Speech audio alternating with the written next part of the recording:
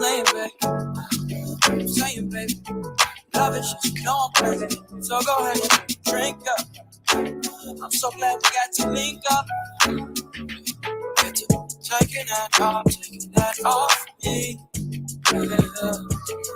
'Cause I got the plug, I make the coffee green. Talking late night for ya. Let me lay a great time on ya. Don't make me wait, no, don't you? Just like you will. Come through and chill. Just like you will. Shit, that's a good song. Come through and chill. Coach, can I tell us some real shit? Yeah. In case my lack of reply had you catching the feelings. Know you been on my mind like Kaepernick killers, or police killers, or Trump saying slick shit, manipulating poor folks because they ignorant, blind to the struggles of the ones that got the pigment. Lately I've been stressing cause they seem so malignant. I need to feel your essence in my presence if you with it. I guarantee you won't regret you did it. You will, come through and chill. Drops like you will, come through and chill, just say you will. All night, say it. I want you all night. I wanna all night. Say it. I wanna all night. I wanna all night. Say it. I want you all night. I wanna all night. Say it. I wanna all night. I wanna all night. Say it. I want you all night. I wanna all night. Say it. I wanna all night. Pick up the phone, show me what's real. Pick up the phone, show me what's real. Pick up the phone, show me what's real. Pick up the phone. Yeah.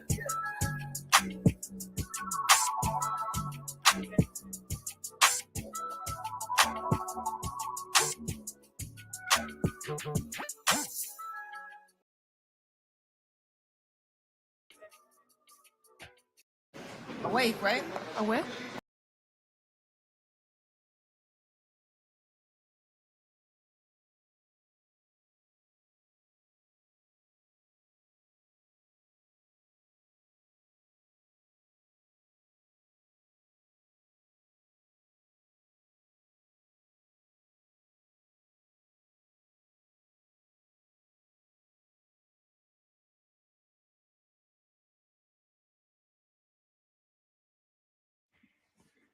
Still alive. I'll go right in. The hole is blocked. I need that open.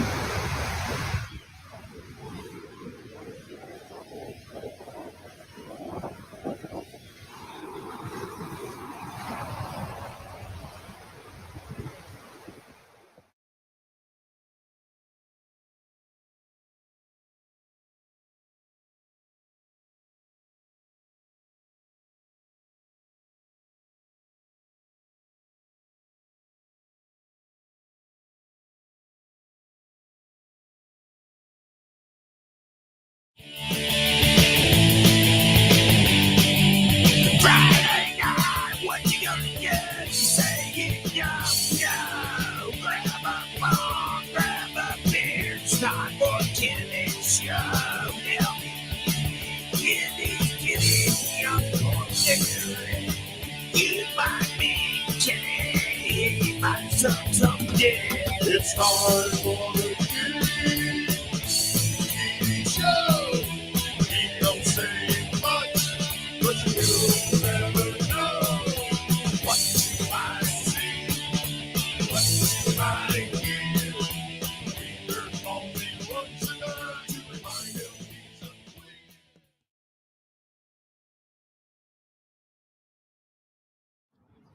They're all white dudes. They're not funny.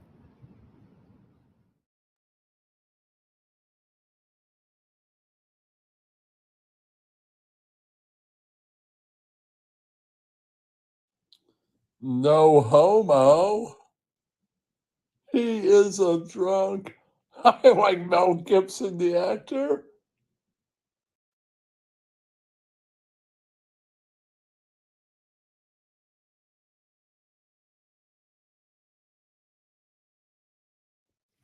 Oh, shit.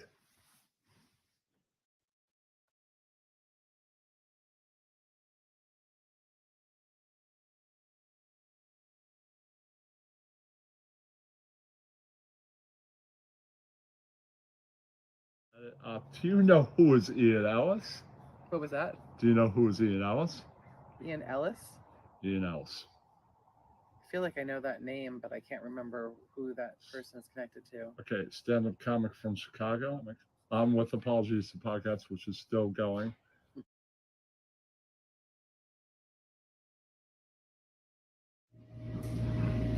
Volcano no braino. Yeah.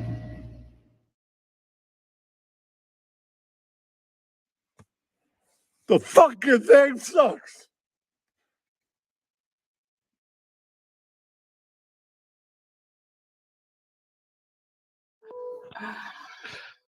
All right, 304, you're on with Jessica. Hello. Yeah, it's Dante. Yeah. Dante. Yeah. Dante Nero. Yeah. Dante Jessica, Negro. I'm seeing you, and I'm curious. Like, how many marbles do you have in your jar? What does that mean? Hey, by the way, what can I'm you- asking you, what is the value that you bring to a man as Right on opposed to a different girl? By the way, mute your computer in the back. There's no computer on. I'm just High tide, everyone out there in the world, YouTube and all that. Yeah. Hello, birds.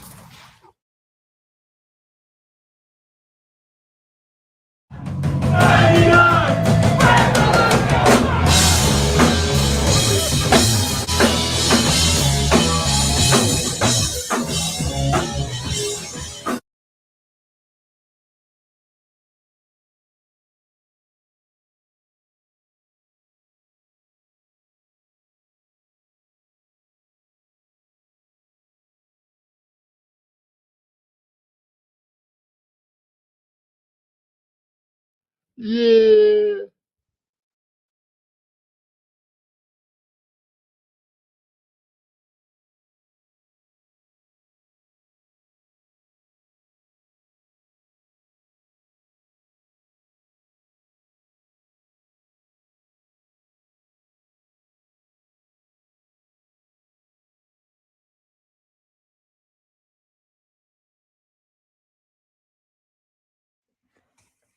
That is it today for us today. We will leave you with I can't do it.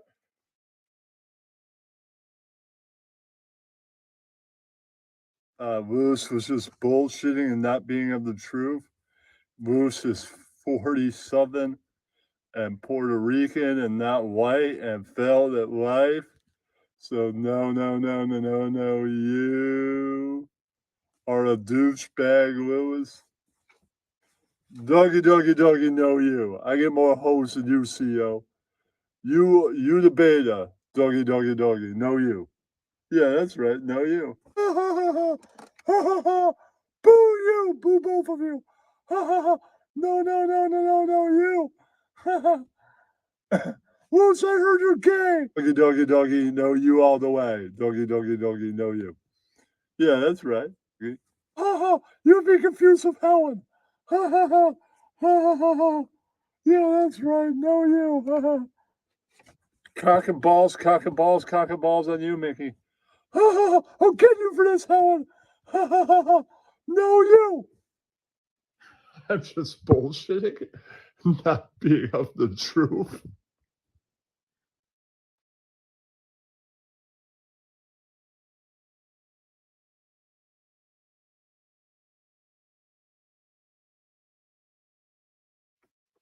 Too much out of business. Driving late at night. Psycho 78. My bathroom is new. You don't go in the bathroom with me. Psycho 78, 12 o'clock, don't be late. All this horror business, my mirrors are black. You don't go in the bathroom with me. With me! I'll put a knife right in you. I'm warning you. I'll put a knife in you, I'm warning you. I'll put a knife in you. Too much horror business. Driving late at night. Psycho 78. My bathroom is new for you.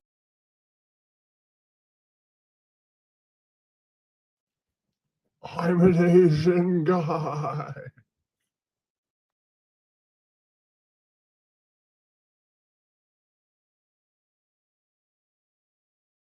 We take this call from New York and see who it is. Probably Let's not. check it out. Probably. Probably not. Zimmernam. What? Wait a minute. I'm sorry. Who is this? I'm Zimmernam. I'm an Asian guy. Did you receive a weird letter, a weird email recently? A weird. I receive weird emails every goddamn day. So. You read it on air. Oh, that one. Yes. Are you that guy? Are you the what's his Bigger name? Kahuna? Bigger Kahuna? Yeah, that's right. What's up, buddy?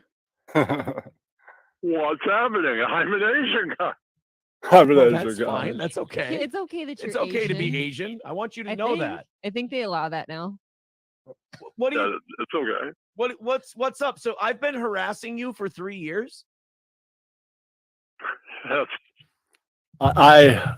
What I hope is they don't look up the real Jimmernam and find out about all his creepy shit. I hope for their sake this is the only Jimmernam they know about. That's right. They don't want Jimmernam ever. That's right. sounds about right. Well, I And don't. you're kind of a grifting douchebag. Sure. No, that's That's right. absolutely accurate. But I want to Yeah, know about that's right. where have I been harassing you for 3 years? Well, all over the internet. But we don't know who That, you sir, are. that is not a specific enough thing. I need you to specify how I've been harassing you for. Because I got to be honest. I hate to Don Draper. Even that is the most convoluted, not specific answer ever. That's right. You, I don't think about you at all, and I don't know who you are. But he has your phone number somehow. Yes. Well, I think a lot of people have this phone number. Next time I call, I'll be like, hello? You sent it in the email? That's how I got your phone number. Hello, douche? Next time I call, I'll say that. Yeah, you sent me the number, the response to the email. Hello? All right, now You help have me no out here. memory? You're Asian. Help me do the math. How I'll have say I that. been harassing you for the last 3 years? I could not think. I think he had a plan to like really do something there, and we just kind of leaned into him a little bit. And she had the morning off, so I had to go get some. Right, yeah. So that's why I hung up.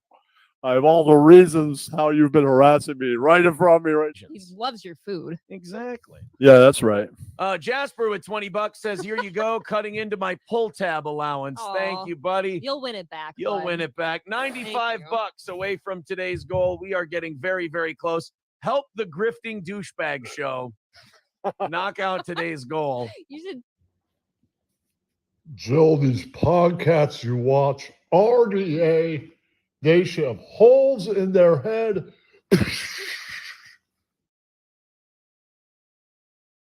I use that. Hello, douche.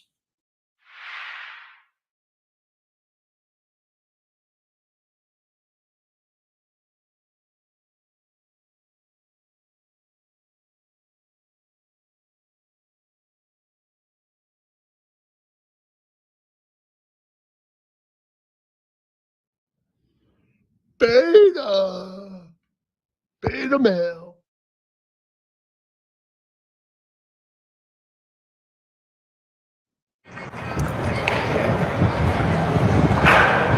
Wow. Holy.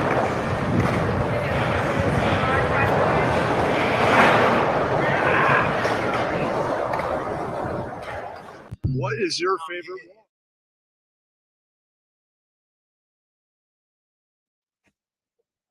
That's tomorrow. That is it.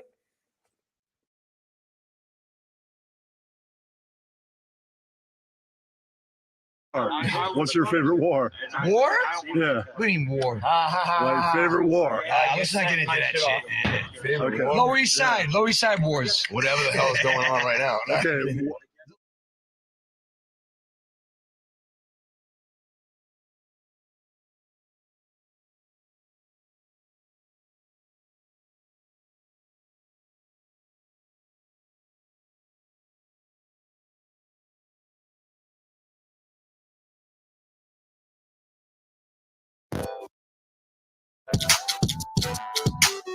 Yeah, I can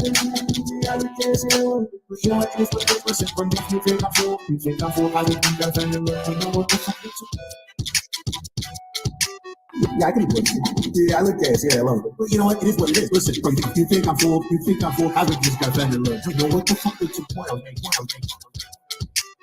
Yeah, I can put yeah, I look gas, yeah, I love it. But you know what? It is what it is. Listen, from you think I'm full, I would just got family love. You know what the fuck is your point?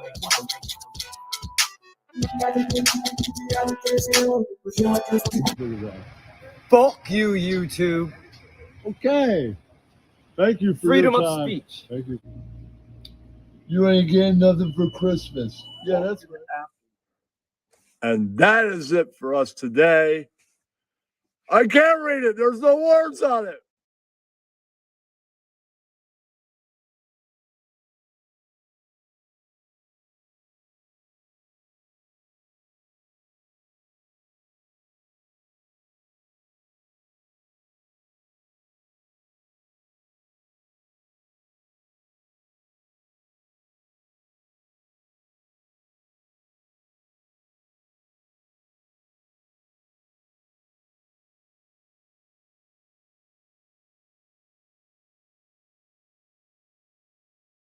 Okay, it was.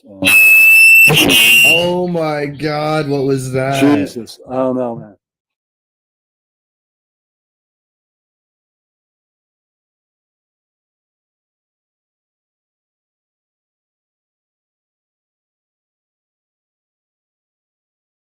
Fucking apple juice. Yeah, apple juice. This is not apple juice. That's apple juice. Or is it? It is. I have to say that. The hole was blocked. The hole was blocked. I need that open.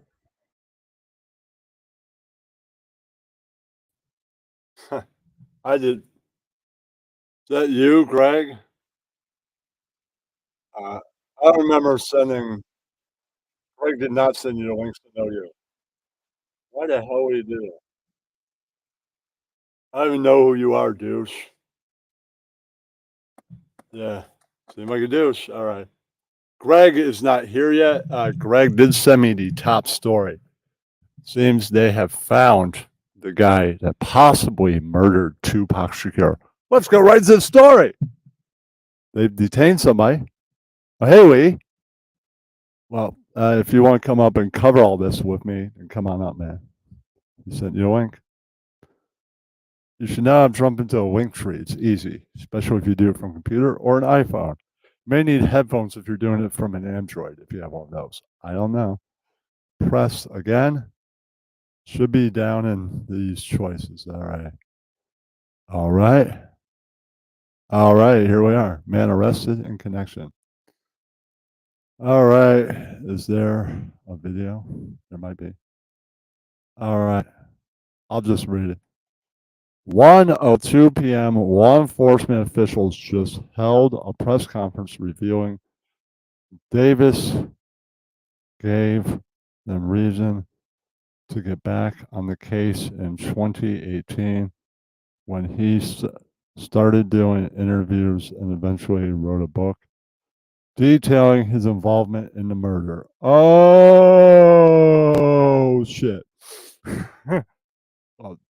Well, you know, man, people start talking about I was involved in this murder. Pretty soon, officers are like, yeah, you better come with us. Right.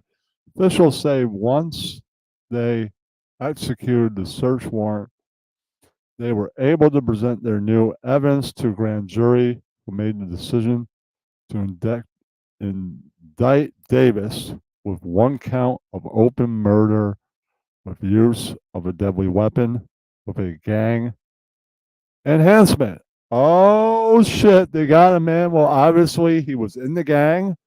That's why he murdered Tupac Shakur, right? Well, you know, he lived the gang life before he turned his rhymes, his gang life into cash and rhymes. Yeah. Tupac Shakur was murdered, 27 years old, and there's finally been a major update in the case.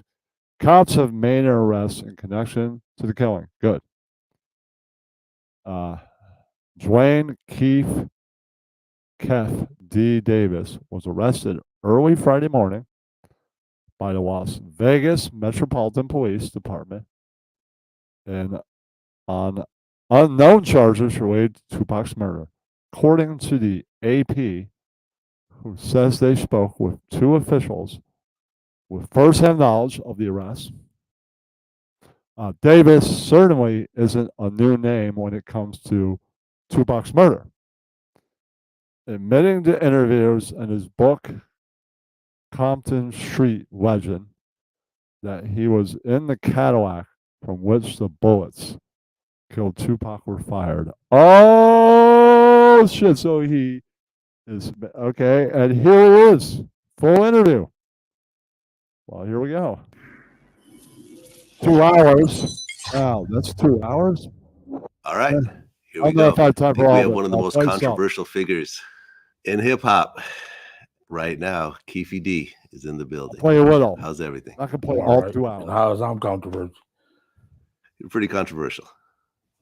You're pretty controversial. But let's go ahead and get into your whole story. Thanks, Jimmy. So you grew up in Compton. Yes.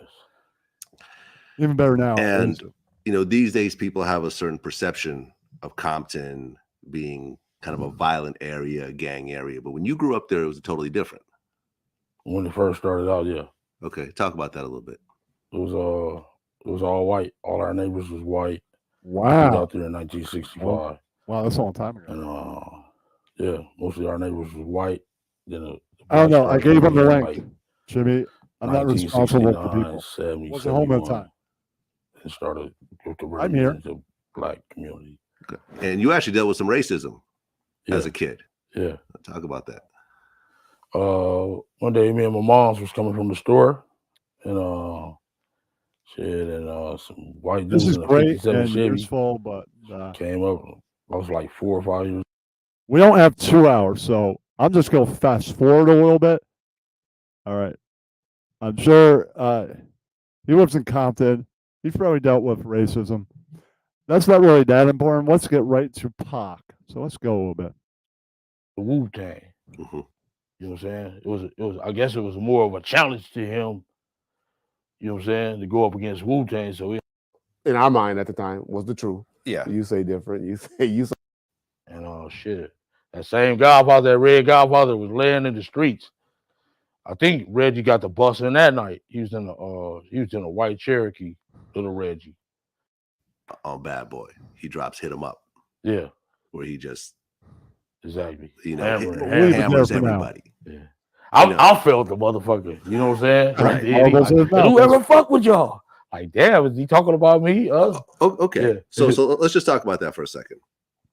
Before "Hit 'Em Up," was Puffy approaching y'all for security and protection? No, he had had a West Coast. He had a West Coast tour coming up. Okay. San Diego, San Jose, you know, the little areas, Anaheim, LA, stuff like that, Vegas. Wait, it's important, but we're here to hear the story of his connection to Tupac.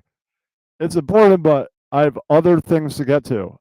I maybe got 20 minutes for this. I don't have 2 hours and 45 minutes. That's like the whole fucking stream. I got other things I want to talk about. Okay, it's cool to listen to this, but we're getting to meat and potatoes, man. I'm sure that's a great story, right? But we're getting to association and what led up to all this. Right. Puffy using those guys for security or whatever and leading up to possibly the murder tonight. That's what we get time for. So he called one night, man. All right. Zip, I don't know whether they had set this up or not, but Zipper came pick me up. We rolling up Greenleaf in our neighborhood. And Wait, Greg gave you the link, right? The StreamYard link? Or then you jump in the StreamYard. You just jump in the link. It's freaking easy. And then it starts connecting you. Yeah. That's how. It's easy. I did it before I got here. You gave me a phone link. ring, Then boom. And it was that's how you call it. Okay, I then. think it's cool to come out here and do concerts. I can give you a link. I'm like, why wouldn't it be cool? Maybe. So he like the big CEO dude. So Sugar. Yeah. I like, damn. What's going on with y'all? He like, man, shit, you think it's So cool? I'm Ross- like, shit, just let me know the dates and Hey, give me some some guy. tickets. We had a Crips there, but I see he was trying to play us against each other. Crips, Bloods, you know what I'm saying? Sugar, Blood, we the Crips. Some guy you have no idea what you're talking about. He's the GOAT. He's overrated. Okay. That's like saying Tom Brady's overrated. Yeah. So no you. Crips. So I guess that was his protection thing going. Okay, so he just gave you guys some tickets to a show. Yeah, tickets. You know, you came up. But this how scared he was. He even had some Navy SEALs in the next room. Yeah. Like, damn, Oh, this shit. fucking scared of this dude. You know, like, damn. Yeah. How does that relationship start to escalate between you and Puffy in terms of, you know, you guys actually offering some level of protection? No, it wasn't no protection. It was just you know, some of his friends was my friends. And yeah, basically it was protection, really. Yeah. Yeah. I guess he played it smarter. Dude with the red, I get the blue. Okay. You know what I'm saying? There was a situation, I think it was the Soul Train Awards, where Bad Boy and Death Row ran into each other. Yeah. But they lied on me. I never pulled no gun on nobody. Right. Reggie said that you brandished a gun. Death Row ran into Bad Boy. Correct. Well, Ross, did you not attend to the last show? The show before your interview? Like, there was a show for 2 hours. Greg was the co-host for a little bit. He stuck around for the major interview, the Danny Masterson thing, then a Wu-Tang video, I think, and then he had to go because he's at the airport during the BAM story. Yeah.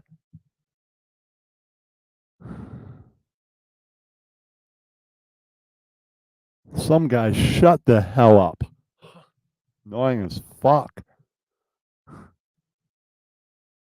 Hold on. I gotta go scroll all the way down here to find X again. All the way down, man. Uh-huh. Oh, that's the wrong one too. Okay. Here. Messages. You want to come on because Greg ain't here yet? All right, that's fine. Wait. There's a freaking link. So jump in the yard, and that's how you get up here. You have to scroll all the way back to StreamYard. Right here, and then find what's playing. So we jump in the link. Should be on X in your box. I'll continue playing. And somebody brandished a gun. Me. Well, before you. It's Reggie. I always say it was Keepy D. Keepy D was definitely there. That's good. Big Gene corrects me and say it was a dude named Cutter or Gutter or something like that. Gutter? C Gutter. That's Puffy's. That's or Biggie's cousin. cousin, who's a Crip actually. Okay. I never pulled no gun. I wasn't even there with him. I was in the VIP player. You know what I'm saying? If I pull a gun, somebody's gonna get hurt.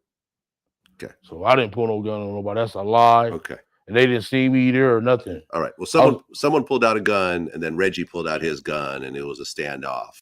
So you're pointing the gun at Biggie's crew, and Tupac is trying to grab the gun from you. Yeah, that's Pac.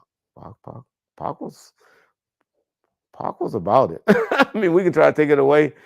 He's a, lack of a better word, instigator. I mean, get wild. I mean, Nah, I wasn't there. I was at the awards, but I wasn't with them. They was backstage and stuff. I was in the No, I'm not saying you were there, but this is starting to happen now. Bad Boy and Death Row are now running into each other, and it's potentially getting violent. Yeah. Okay. Well, then Hit 'Em Up comes out. Yeah. And then that escalates it even further. Exactly. Okay. Now you would actually run into Tupac a few times. Yeah. Back when he was with Digital Underground. Oh, way back then. Okay. I was at the Greek Theater. We was all at the Greek Theater, about maybe like 10 of us. We was over there smoking weed and stuff. He came over in a diaper. So, but that shit was funny as well. He asked to hit our joint. Well, we just bought tickets from y'all. We should be hitting y'all joint. You know what I'm saying? Like, yeah, we kind of clowned him that day. Then the next time I ran into him, it was at the House of Blues. He was with EDI or the dude Big Sight, one of them dudes. And one of my homeboys like, hey man, what that fucking Rosecrans and Long Beach stand for? You know what does that mean? Well, when he says recognized from Long Beach to Rosecrans, like that's Long Beach and Rosecrans mean the mob or Ludus Park or Am. Okay. Yeah, you know what I'm saying, motherfucker. That's the wrong street, bitch. So my homie jammed his ass up. Like, you know what the fuck you saying? And dude like, hey man, he just rapping the song. They wrote that for him. Like, oh, okay. So they let him go that day. You know what I'm saying? Then what was the next time we seen the dude? We seen him tonight on Sunset. Him and Suge get pulled up and they Rolls Royces. Suge was in the red one, Pop was in the white one, and Snoop was in the black one. Wow. And it was maybe like 40 Crips on the corner right there on Sunset, right there by the House of Blues. And this fool pull up, KVD. He had on a big. Then we are out of luck. That's what you gotta know, man. I know mine. Well, you said you wanted the link and you don't know your login, then sorry. That's a you problem, not a my problem. I'm going on, man. Red hat, and he was in a red Rolls Royce. You know, that's when the Crips was really dominating the streets. You know what I'm saying? So he like, what's up, big dog? How do you not know that? I don't know. I said, it's over up here. And he like, let's go to Paradise. So we all jumped in our cars, followed him to Paradise. Once we at Santa Monica and Hyde Park right there, shit, some dude shot up his car. They shot up whose car? Suge, that Rolls Royce that night. Okay. And shit, that same Godfather, that red Godfather, was laying in the streets. Wow. I think Reggie got the bus in that night. He was in a white Cherokee, little Reggie. Oh, he shot at somebody? He was busting back. Okay. And I don't know whether he took it like that was us or not. But you know. I remember I interviewed Danny Boy, and you know they were rolling around in bulletproof vests, and I think Danny Boy's car got shot up. Like it was bad. Wow, it was serious. It was always serious around death row when it came to threats. We walked with security every day. We had bulletproof vests on all the time. Oh yeah, that was just a part of our routine because there was so much hate. Most of the fights that I remember, a lot of fights were initiated by people, I guess, trying to prove that. We wasn't as gangster of a label as we say we are. In a bicycle club. It's like exaggerated speed. In the room. No. So, but Jerry's in the room with this big. So. Was there a dollar amount? Pac was about it. I mean, we could try to take it away. Pac was. And then, yeah. Me, I'm sorry. And, shit. That's. For a second. Orlando's your nephew. Yeah. Hold on. And so he like, what's up, big dog? I said, it's over up here. And he like, let's go to Paradise. So we all jumped in But most specifically, the mob or Ludus Park or Am. Okay. Yeah, you know what I'm saying, motherfucker. That's the wrong street, bitch. Oh, So my sorry, homie jammed his ass up. Yeah. Like, you know what the fuck you saying? And dude like, hey man, he just rapping the song. They wrote that for him. Like, oh, okay. So they let him go that day. All right, Ross, I'm not giving the Then thank out to everybody, but we I'll hit seen you the up. dude. You want to We join? seen him tonight on Doing- Sunset. Him and Suge Yeah. pulled up in they Rolls Royces. Suge was in the red one. Pop was in the white one. There you go, homie. Snoop was in the black one. And it was maybe like 40 Yeah, Crips man. on the corner right there on Sunset. Sunset Right there Street. by the House of Blues. This fool pull up. KVD. He had on a big red hat and he was in a red Rolls Royce. You know, that's when the Crips was really dominating the streets. Mhm. You know what I'm saying? So he like, what's up, big dog? I said, it's over up here. And he like, let's go to Paradise. So we all jumped in our cars, followed him to Paradise. Once we at Santa Monica and Hyde Park right there, shit, some dude shot up his car. Shot up whose car? Suge that Rolls Royce that night. Okay. And shit. That same Godfather, that red Godfather was laying in the streets. I think Reggie got the bus in that night. He was in a white Cherokee, little Reggie. Yeah. Oh, he shot at somebody? He was busting back. Okay. And I don't know whether he took it like that was us or not. But you know.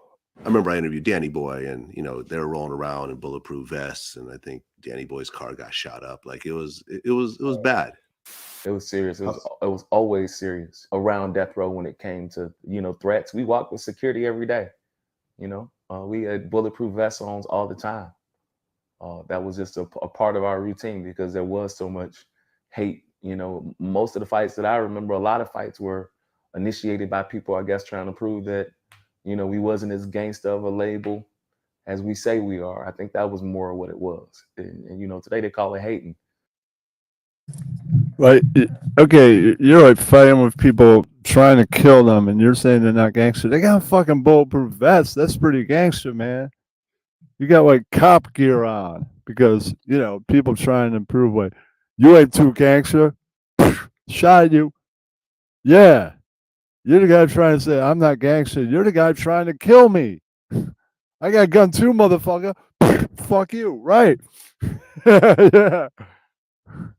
Right. It was more hating, and you know, we had to fight to get out of some of them clubs and fight to get out of some of those places. So you would actually go outside with a bulletproof So vest you went cross. all the time. Every day, I had a security guard that I wasn't able, especially going towards the end, I wasn't able to move around without security. They had whooped that dude out at the club for DJ Quick at that party out there in Santa Monica. Killed that little dude from Roller 60s. So it was kind of really dangerous for them. That's what I figured. Hit 'Em Up comes out, which, you know, to this day is considered the greatest diss song ever. No, I like the No Vaseline. like Even No- though you like that No was my little Vaseline partner that Easy that what's the name was talking about. Yeah, that was fucked up. Matter of fact, one day I was coming up in my 64, busting that No Vaseline, and he was already out there on our street on the gate. I'm like, damn. When I see the Ice Cube shit was, I thought his was Okay. But he was more in depth with his though. It was more personal, I think. Yeah, he was like, I fucked your bitch. yeah, all that. He was with the juggler. Yeah. At the end, I told you I felt that motherfucker like, damn, is he talking about us too? Okay. So at that point, Puffy is feeling the heat from Death Row even more musically. Yeah. There was conversations about $1 million bounty on Suge, Yeah. but we're not going to say who it's from. Okay. Yeah. Okay. Fair enough. Rumors. There was rumors of this whole Yeah. thing. Keefe D claims that there is this ongoing conversation. It happens on 3 different occasions. But most specifically when he and Puffy are at this place called Greenblatt's Deli on Sunset. And they're there. Things have spiraled out of control. Puffy's really concerned about, you know, the welfare of his safety. And he tells Keefe D, man, I just need you to take care of this situation with Suge and Tupac. It's out of control. You know, Tupac's on vinyl talking about killing all of our kids when they grow up. And, you know, it's just, it's just become this really serious conflict. And he says, I just need you to take care of him. And Keefe D's like, that's no problem. You know, that's what we do. And so an agreement was made, according to Keefe D, for an amount of money. And they kind of just let it go at that point in time. But of course, Keefe D knows in the back of his mind, this is what Puffy wants done. And they all end up out in Las Vegas. Suge's out there. Well, before you say that, there's a couple things I want to talk about for Vegas. So when you say that Keefe got offered an amount of money, according to him, was there a dollar amount? Yeah, it's Ross, and the Ross Dog phone lines are open. Right. He has a Google phone number you can call if you want to call in. I'll pause the video if a phone call comes in. Yeah, it'll be loud.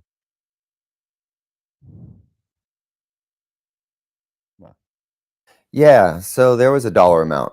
But I think that, you know, the nuances of this conversation are that, like, man, I'll give you $1 million, whatever it takes.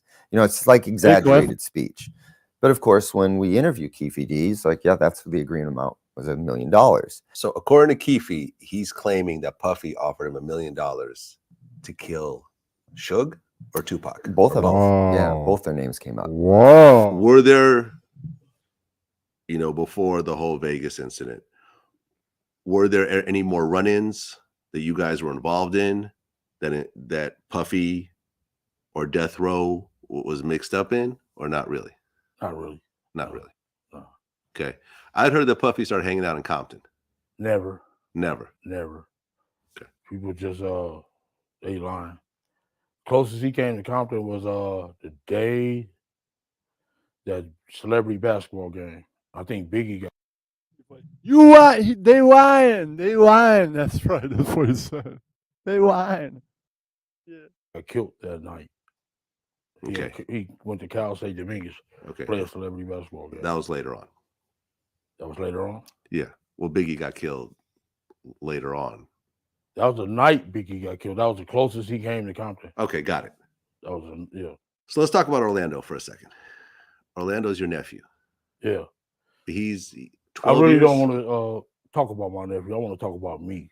What Okay. happened with me. All right, but I just want to establish Orlando is your nephew, and you guys were very close. Yes. Okay. And from what I understand, Orlando was a thorough guy. He had a reputation for this, for being with the shit. No, he was a good person. Very good person, good heart, everything. He was really a kid when that shit happened on me. Okay. You know what I'm saying? Shortly before the Vegas incident, Trayvon Lane gets jumped at the Lakewood Mall. He really initiated that whole thing.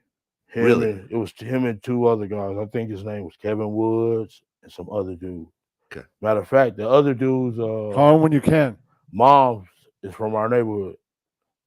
Her name is what's her name? Her last name Stamps. I don't know if Vanessa Stamps. Her son was up there with him. I don't know why he turned blood, I guess, but his mama and all his uncles was from our neighborhood.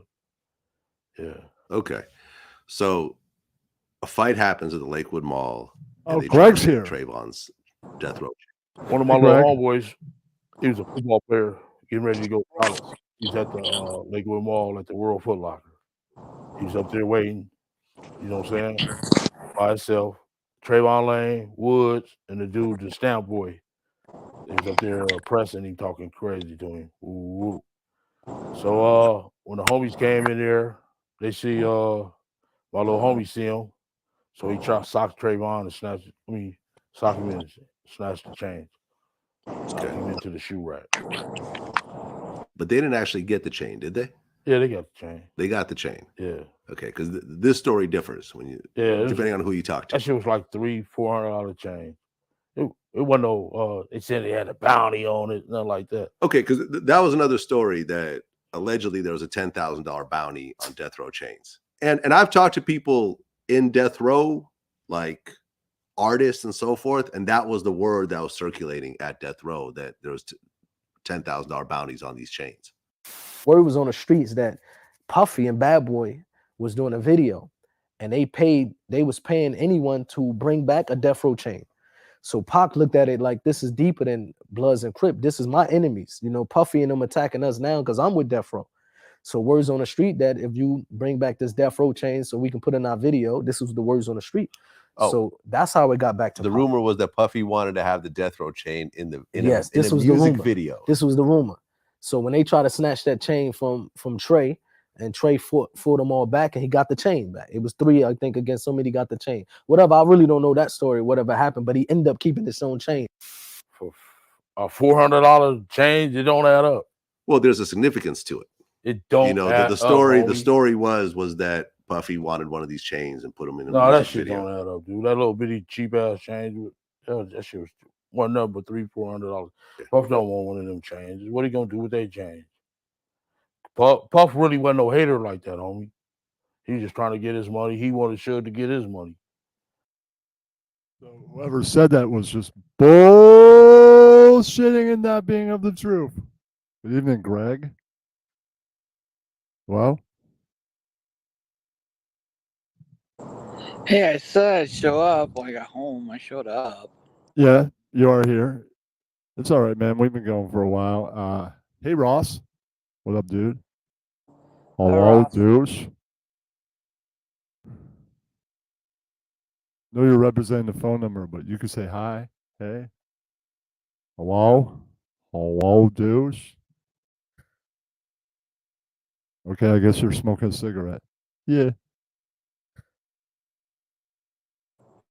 You know what I'm saying? Yeah. Puff wasn't no hater. All right. So 1996. Where'd Greg go? I A big don't know. fight is happening in Las Vegas. Yeah. It was a Mike Tyson fight in Vegas, which at the time was the biggest thing ever. Yeah. You know, the equivalent That's of true. like a Mayweather fight these days. Yeah. Maybe bigger. Bigger, yeah. I would say that. Yeah. Because Tyson was a more exciting boxer. Crowd, yeah. He would come in, knock someone Yeah, out in yeah, a all minute that. and a half, and everyone would go crazy. Yeah. Whereas Mayweather would just win. But Yeah, you know. I heard he say, I need 5 seconds with the guy. Right. Like, damn, 5 seconds with me? What I do to you, dude? You know? Okay. So you guys I doubt Trump is watching decide us. to go down to Vegas. And you guys have been going down to Vegas for fights for a while. Yeah. Before the rappers. Before the all rappers. that, yeah. Before Suge even had his record company. Ross, I'm not Brian Craig. Okay. He watches that. And Puff. Before they had their record company. Like 88, 89. 89 really, yeah. Started going to fights like 89. Okay. So you guys go down to Vegas. How deep were you guys? Maybe about 12 deep. 12 deep. Yeah. Okay. Was Dirt Rock with you? No. He was not. He didn't go to Never. Vegas. Never. Okay. So you guys go down to Vegas, and did you actually watch the fight? Yeah. Were you at the in the actual event? Yeah. Okay. Yeah, I was there, and yeah, we got our tickets from Scappers, so our tickets was all over the place. Okay. You know, my little partner, twin from Rolling 60s, he's a Scapper, and he used to. I was in state prison with him, Corcoran Tracy days, and he used to get us tickets to all the sporting events, concerts, and all that. So he used to be in front of him. He was like a Scapper. So all our tickets was separated around and stuff like that. Okay. So you guys all get separated. So yeah, and I said before the fight, I said meet at the cafe that was inside the MGM. Okay. So as the fight got over, we sent all of us that came to the MGM. So some of my partners from East Coast 11-8 came in there and said, "Hey, they just jumped on nephew." I'm like, "Who?" Orlando. They said they just jumped on nephews, and I'm like, "Yeah." And they like, "Yeah." So we got up from the table, left our food and everything, went and met up with nephew. Okay. Before that fight, did you guys see Suge or Tupac or anyone from Death Row? I seen him the day before. in front of the MGM. Okay, so you knew they were already in town. Yeah, I seen him. He came and shook my hand. Okay, because you guys were cool at the. Yeah, me and them partners. Yeah. Okay. Yeah, since we was like 8, 9 years old. Right. I mean, you're talking about all these different situations where you guys are running into each other. It all seems friendly every time. I was swimming in their pool, running back, all that. Right. You know? Yeah. Remember? Yeah. Okay. I never looked at him as no blood or nothing like that. Okay. You know, yeah. But yeah, he was a cool dude. Man, So he was cool all the time. Okay. So your nephew gets jumped. Yeah, we met up and it was a few of them East Coast dudes from the East Coast, New York, and stuff like that. And we all met up. Oh, and they said, nephew, like, yeah, they jumped on me and stuff like that. Now, what does it mean being a Southside Crip to have a rapper punch you in the face and jump on you? What does that mean when you go back to your neighborhood? What does that mean? Yeah, what is the significance of that? Because it's one thing when two gangsters get into each other, but Tupac is not a gangster. Right.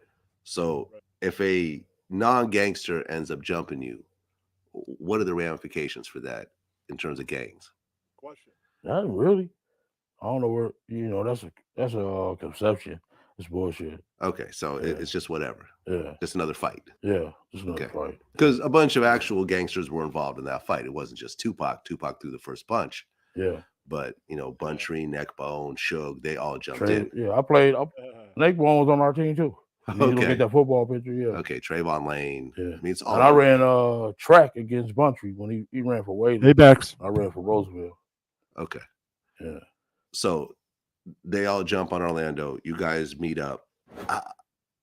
How was Orlando taking this whole situation? How was he taking it? Yeah. I mean, he just got jumped on. I mean, he wasn't seriously hurt. No, he wasn't hurt like that. Yeah. He wasn't taking it bad. He just said he wanted to have a head up with him. With Tupac? Yeah. Okay. Because we had seen them the day before. They had pulled up in them Rolls Royces at the MGM. It was Pac. Bex, breaking story in the world. A man has been, his name's Keefe D. Or Davis, right? He's been arrested in connection with the murder of Tupac Shakur. Right.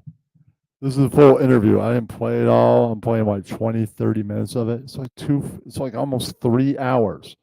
No time for that, but we're in the meat and potatoes of it. It's right before Tupac gets murdered. So it's like that evening. Right. So here we go. Or that day, yeah. It wasn't there. So all the girls was around and he came, like a player. Came and shook my hand. He recognized a player. Came and shook my hand. What up, KBD? Give him a little hug. Boom. Then Mike Tyson and Worry and the dude Don King, they pulled up in them Azura Bentleys. So that shit looked like some Hot Wheels. So all the bitches went from the Rolls Royces over there to them Hot Wheels. Right. The pretty ass that was Bentley Auroras back then. Pretty motherfuckers looked like Hot Wheels. Yeah, so I had ran into him the day before. Okay. Well, but Orlando was involved in that particular situation. Was that Lakewood Mall situation. So then when they ran into each other at the MGM, Trayvon Lane tells everyone there, hey, that's one of the guys that was involved in that fight. Yeah. Evidently, they because let me see how I can put this. Yeah, he did say that.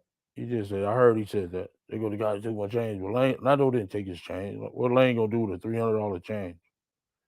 You know what I'm saying? We gonna have a change, and we gonna have $5,000-$6,000 change on, like Suge gonna have on. You know what I'm saying? We ain't, we wasn't the help. We was bosses. Yeah. You know what I'm saying? We don't want no fucking they change, somebody else change. What we gonna do with somebody else change? Okay.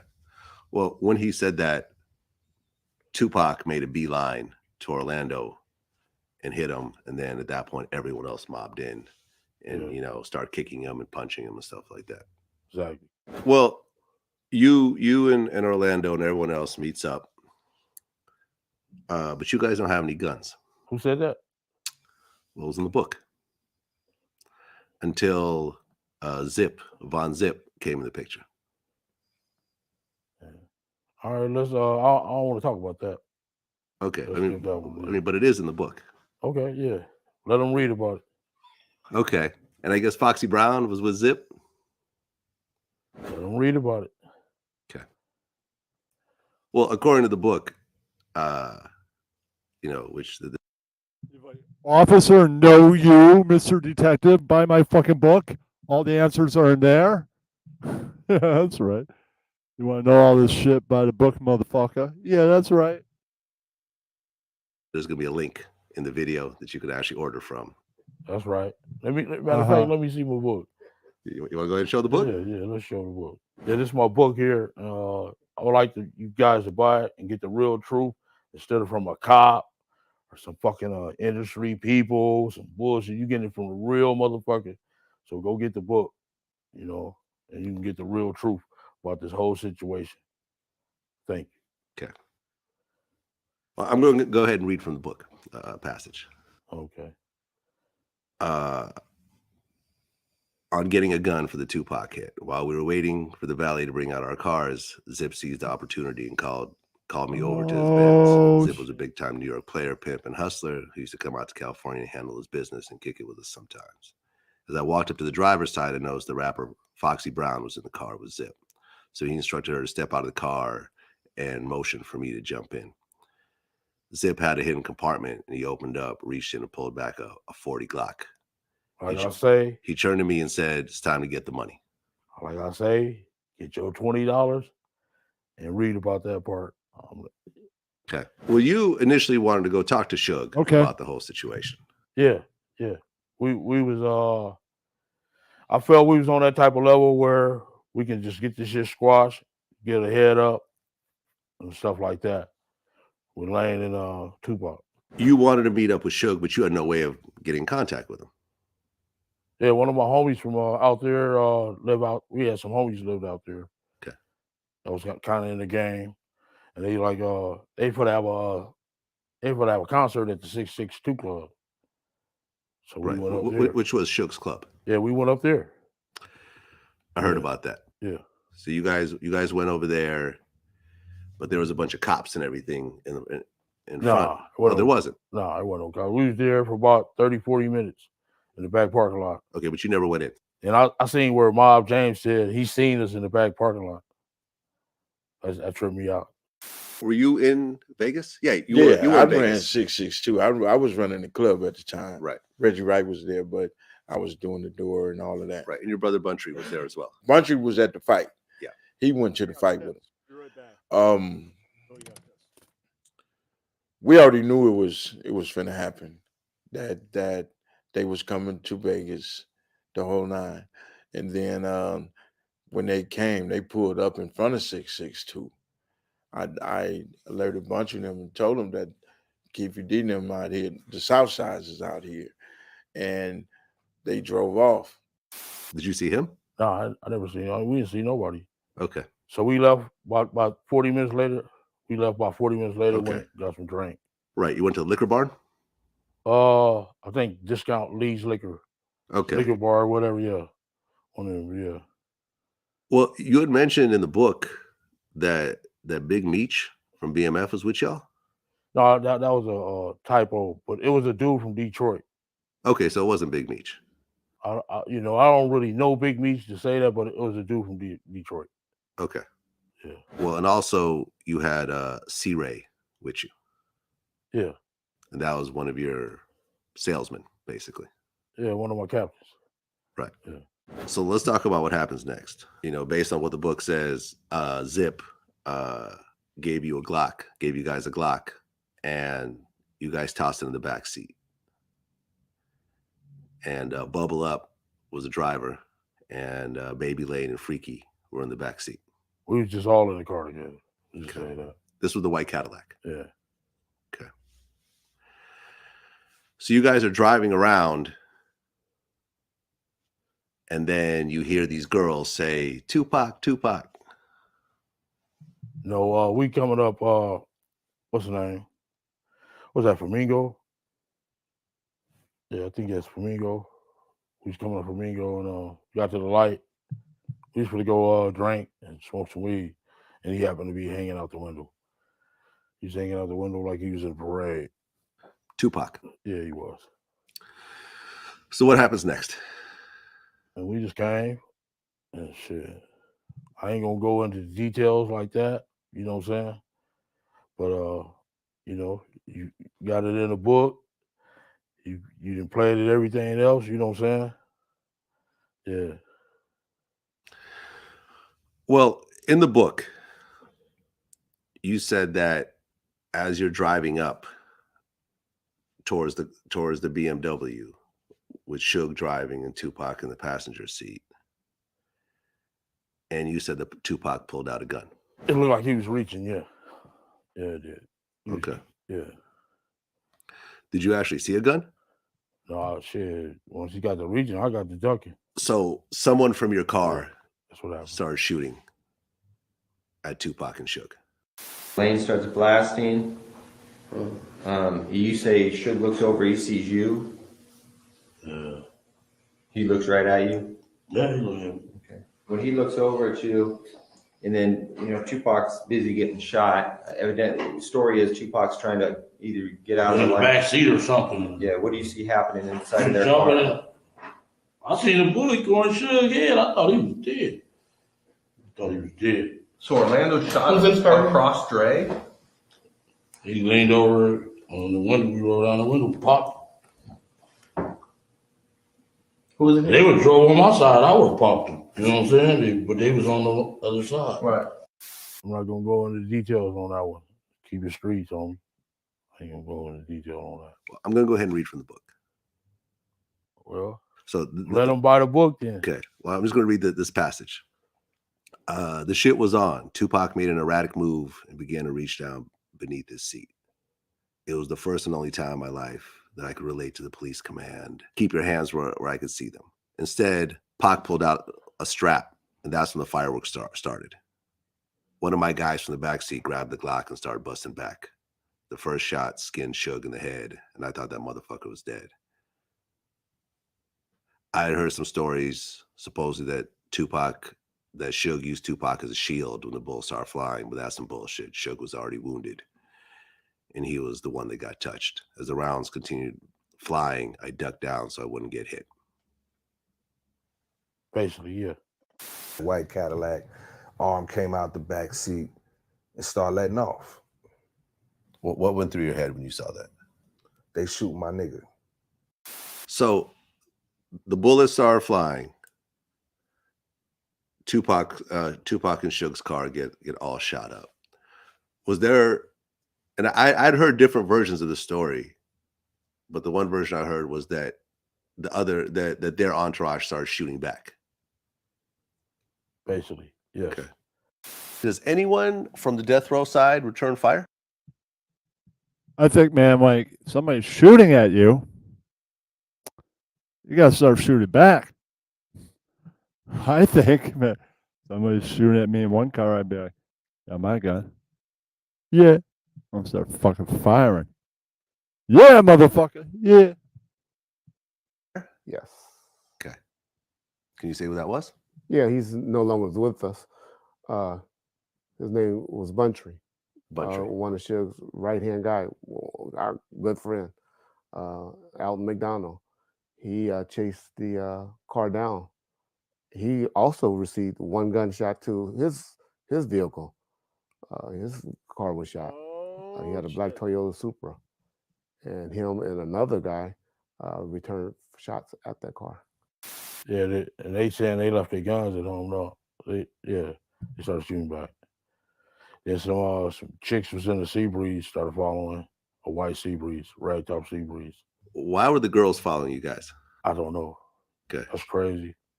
But I guess their window got shot out.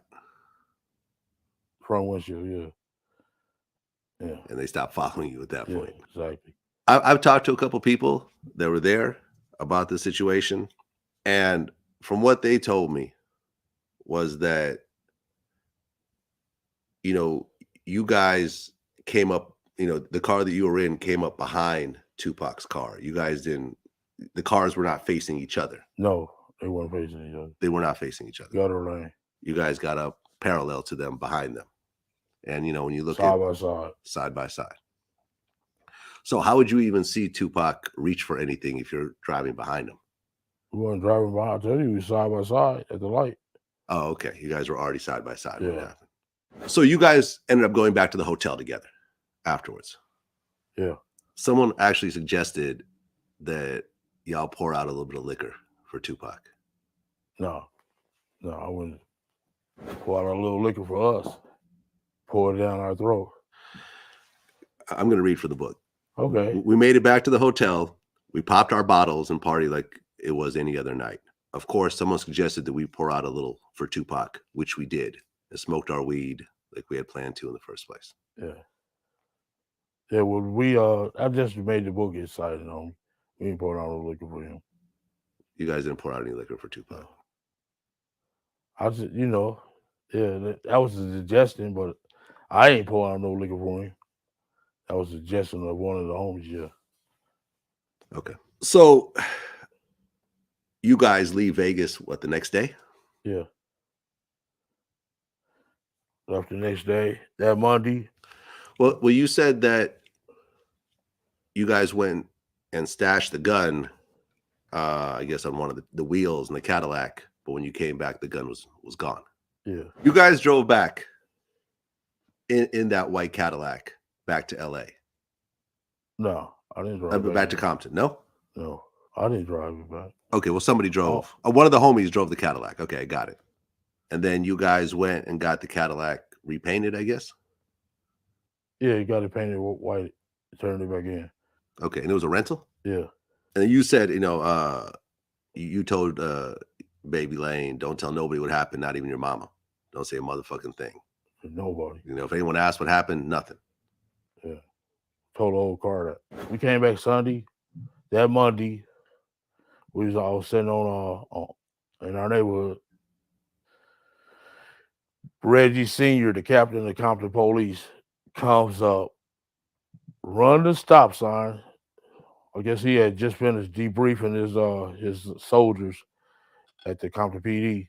He run our stop sign on my street, came up, jumped out of his car and like, hey, motherfucker, let me tell you something, KPD, you killed my son, motherfucker, it's on. I'm like, what the fuck is you talking about? Fuck you. He's like, I'm just telling you, motherfucker, the belt's coming off. Like, this motherfucker's stupid. Then 2 hours later, he get our little trap spot raided, take all our guns, all that shit. So it's basically the city of Compton police is against the South Sides. So, but there was some dudes from the Compton police that I went to school with and played football with at Compton High. Blue, Bookman, Eric Period, they all came over there and say, we ain't with that bullshit, man. You know what I'm saying? We from the Crip side. And we ain't with that bullshit. Y'all watch y'all asses. Try to stay out of Compton. All right, that's enough of that interview. So let me read some more of the writing. Where'd it go? Oh, no. All right. Orlando's also the man who got into the fight with Tupac and his crew inside MGM Grand right after a Mike Tyson fight and shortly before the fatal shooting went down just off the Vegas Strip. It was back in July when cops descended on a Las Vegas home owned by Keefe D's wife, Paula Clements, executing a search warrant in connection to the murder investigation. During the search, cops took a computer hard drive, cell phones, copy of Vibe magazine, featured Tupac, and tubs containing old photographs. They also took several .40 caliber bullets. Yeah. Well, you're taking stuff, you gotta take the bullets too, that's right. Okay. I guess that's the end of that for now. All right.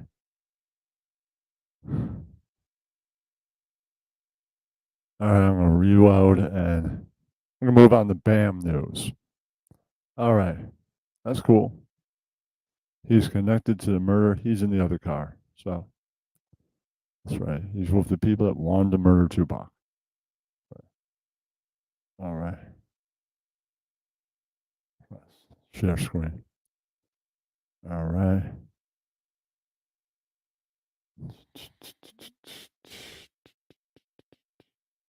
Wait a minute. The next video, but hold on.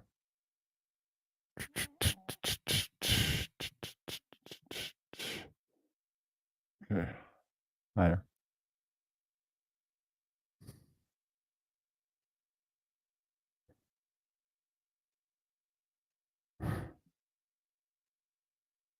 Right, play on Bam's latest rant. All right, you can see. I'll give you a review of the Wu-Tang show. Amazing. Wu-Tang Clan did 3 sets, and MATHOD Man was in the house. So that was great. It was amazing. So he was on stage.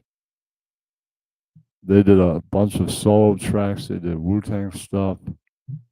Right, they did all kinds of stuff. They did Old Dirty Jr. there, so they did a bunch of his dad's stuff. Right, it was a great show. And it seemed at some point there was a hottie in my seating area, so I gave her my card and she just got out something, so she'll give me a call real soon. She's over that. Right. She's the one that had the joint directly right across from me. There's a guy down below. One seating section down, that also had a joint. Right. It's in the nosebleed 200 section. At least I wasn't real higher. There's higher. There's the higher seats in the 200 section. Or there's right in front of where they have as the plastic windows going down, they have that. All right, we're going to move on to this BAM thing. Should be now. Where to go? There? Nope. Where there? No, apparently not. Hold on, where'd the blue thing go? Blue. Just got some information, and you know what? This shit needs to get exposed right now because I just got a message from BJ, the surprise witness, aka the Free BAM movement, who's been phenomenal, by the way, because she has actual documented proof of body cam footage and 911 calls from the intervention of Steve Timmer, who locked me up in the longest Florida shuffle, as well as Lima, my ex-guardian. And Lima's on the phone on the 911 call saying, "Don't tell BAM, but we have to make it seem like we're on his side, but we have to lock him up and throw away the key. He's schizophrenic and armed and dangerous." First of all, He's like, no, you. That's right. I'm armed and dangerous. You're the one that's trying to lock me down. So, no, you, bitch. That's right, Lima. Yeah. I've never been armed and dangerous in my life. I'm not schizophrenic. When you say that to a police officer, that means don't believe a word they say. So what they do? 20 fucking laser beams of a SWAT team arrest me, take me to a mental institution, and I'm reading BJ's paperwork. She has 400 pages saying that me, Novak, and Steve-O are on Lima's side. I am not on Lima's side. I don't think Novak has no idea about this. And it also says that BJ has given me drugs. So they're bullshitting and not being of the truth. That's right. Novak probably knows none of this shit. He might not even know about the meltdown on Dr. Phil, but he might know about that. I don't know. Yeah. BJ is a lawyer, and I showed up at her house to do an interview with a couple red wine, and she was very disappointed in me. Everything in this paperwork is just a fucking fib to try to shut down BJ's facts. Look, facts ain't defamation. That's right. Okay, I'm just going to take that space and exit out. That's right. Okay. And what's that? That, okay.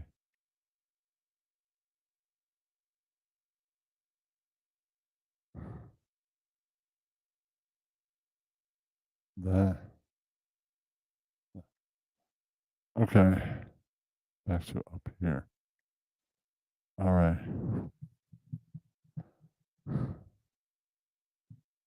Yeah, that's right. What's up, Stanley Moan? Yeah, Stanley Moan in the house. Nice to see you, homie.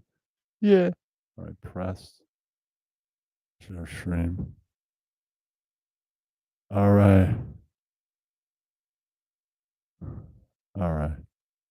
I just saw. All right.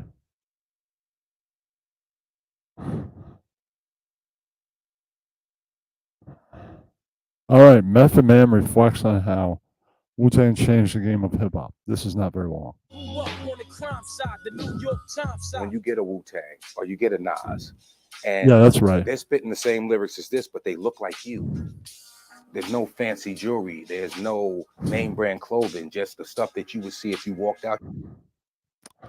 Yeah, that's right. Well, you know, you get those guys like Raekwon the Chef or Ghostface Killer or even like Spectre Deck. They're from your same area, man. They're from the Shaolin. Yeah. That's right. Out your door and seeing dudes hustling or whatever they're doing in your neighborhood. And people were like, That's right. This is what I identify with. This is not selling out. This is culture. The Shaolin and the Wu-Tang could be dangerous. That's right.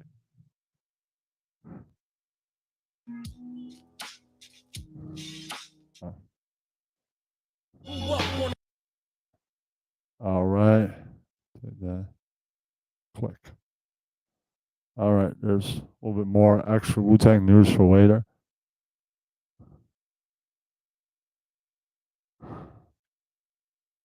That's right. All right. Press.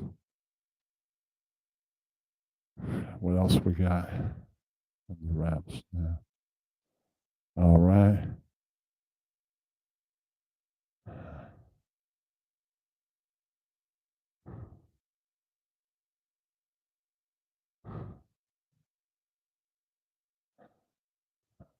Scroll down.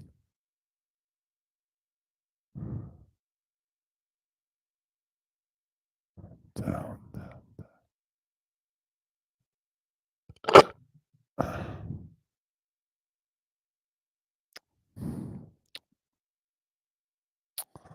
Okay.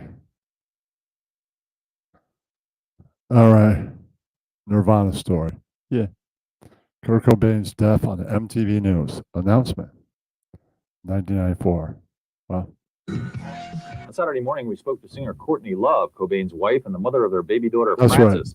Love said that Cobain, who suffered from a chronic and painful gastric disorder, which had driven him to take drugs in the past, had started taking heroin and other drugs about 8 or 9 days after they returned home last month from Rome, where Cobain had been hospitalized in a coma after drinking alcohol on top of a prescription sedative.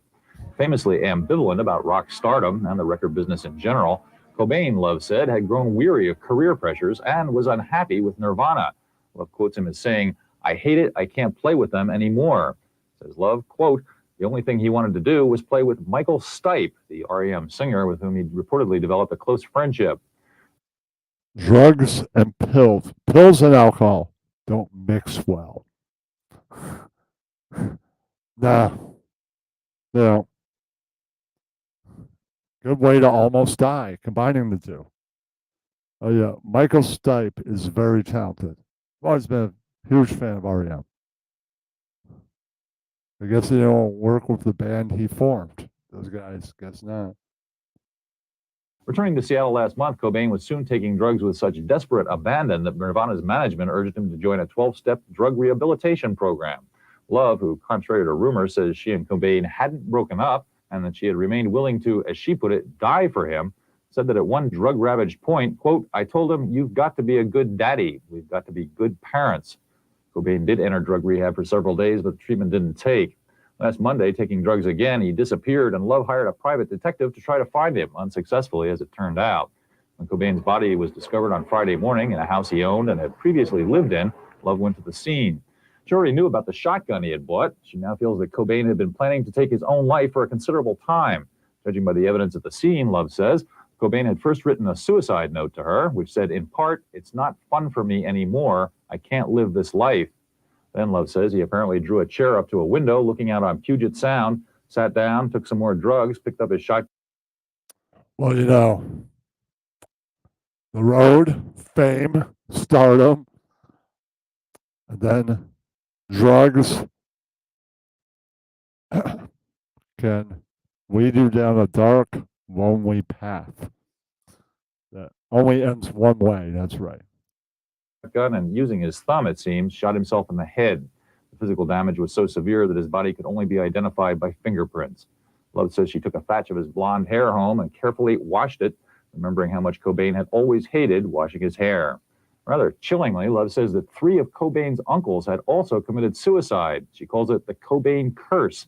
Still reeling from her husband's death when we spoke to her, Love said she was at home with friends, wearing a pair of Cobain's jeans and socks, and trying, she said, to come to grips with the fact that she would never hold his hand again, and that their baby daughter would now never know her father. Love said that Cobain, crazy on drugs, drove his friends away with his erratic behavior. Now, inevitably, they're wondering whether things might have been different if someone had been with him in his final hours. Says Love, everyone who feels guilty, raise your hand. With Nirvana, Kurt. True, it is a good painkiller. Right. Doing a lot of it is a good way to die. If that's what you want to do. That's right. Cobain became an icon of the great grunge music hype he so mistrusted.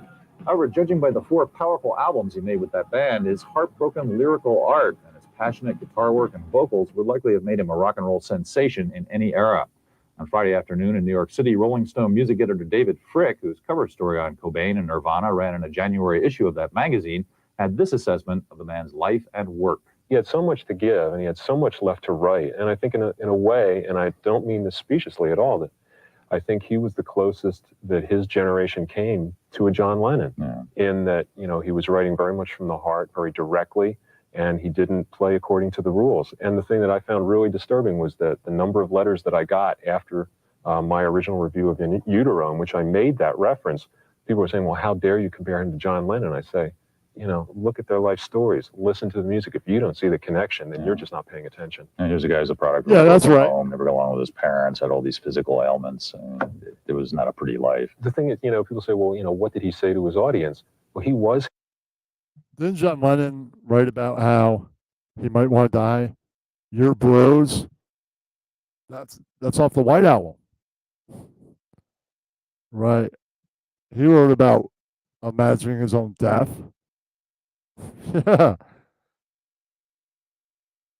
Your Blues is one of my most favorite Beatles songs. Yeah, he talks about his death and possibly dying in that song. So I heard this guy saying, you don't see the similarities. Right. Just Lennon wasn't that much into drugs. Right. He's more into drinking and things like that. He's probably into drugs while the Beatles were still around. They had the old drug thing in the late 60s. Yeah. His audience. You know, he was not the exception to any rule, in as much, except for the fact that he was successful. You know, he wrote those songs That's fine, dude. directly Take a from, break. if not Yeah. personal experience and experiences that he After knew, this and video, I got to take a emotions shit. and turmoil Sorry. that he went That's the through. way it And happens. you can hear it in the way he sang, in the words that he used, the metaphors, Yeah. the sound of the guitars. You know, that all came through loud and clear. And I think that it was. In a way, I really feel that this is a great loss. This is not just some, you know, rock star who couldn't handle success and took an easy way out. I think he really shows that there's a generation out there that really has to come to grips with their future. And in many ways, I think a lot of older people and parents really shouldn't look at this as like, you know, this is a rock star, couldn't handle it. I say, this is your kids. Think about it. David Frick of Rolling Stone magazine. Meanwhile, Tabitha Soren was in Seattle on Friday and filed this report from the streets of Kurt Cobain's adopted hometown. I'm here at the King County Medical Examiner's office in Seattle, where the body of Nirvana's Kurt Cobain is being autopsied. Cobain apparently took his own life by putting a shotgun in his mouth and pulling the trigger. His body was identified through fingerprints, and results of the autopsy may be released as early as Monday. This is the Seattle house where Kurt Cobain had lived until a few months ago with his wife Courtney Love and his daughter Frances Bean. It is also the house where he took his life. Cobain reportedly still owned the house in the affluent Madrona Park neighborhood. So tell me what you're doing here today. Just out here paying their respects and kind of like a little tribute to be out here by his house. Nirvana's like the only music I listen to nowadays. Them and Scream Trees, but that's about it. I mean, for some people like me, it's gonna suck. What did you feel when you heard the news on the radio? I wanted to cry, and Why want to cry when I heard the news? I cried. I wanted to cry. Why don't you just cry, man? It's a sad event. You know, cry and cry. then I got really mad, really ticked. Really mad. Here's a sampling No, of you- reaction from listeners to KNDD Radio. Is it true that Nirvana's lead singer killed himself? That is true, yes. Hi, can I request Blue by Nirvana? Sure. Thanks. Okay, bye-bye. A lot of the younger kids that are calling, I don't think have ever experienced anything, and they're young. I mean, we're talking 12, 11, 12, 13, have never experienced anything like this before, even though there's violence and death in the, the papers every day. Somebody like Kurt Cobain going, it doesn't compute. Linda's is the Seattle bar owned by Sub Pop, the record label where Nirvana got their start. It is also one of the last bars at which Kurt Cobain was seen just last week. On April Wow. That's so cool that Sub Pop Weibo had their own freaking bar. Great Weibo. I think they made a compilation at some point before grunge ended. I love that compilation. Maybe one day I will. I think I saw I don't know if I saw it in a record store. Maybe I saw it when somebody was touring a record store or something. Well, cool, man. Maybe I saw it on somebody reviewing something on YouTube. Looked like an awesome compilation, yeah. 4th, Kurt Cobain's mother, Wendy O'Connor, filed a missing persons report on her son because he reportedly fled a quote-unquote facility.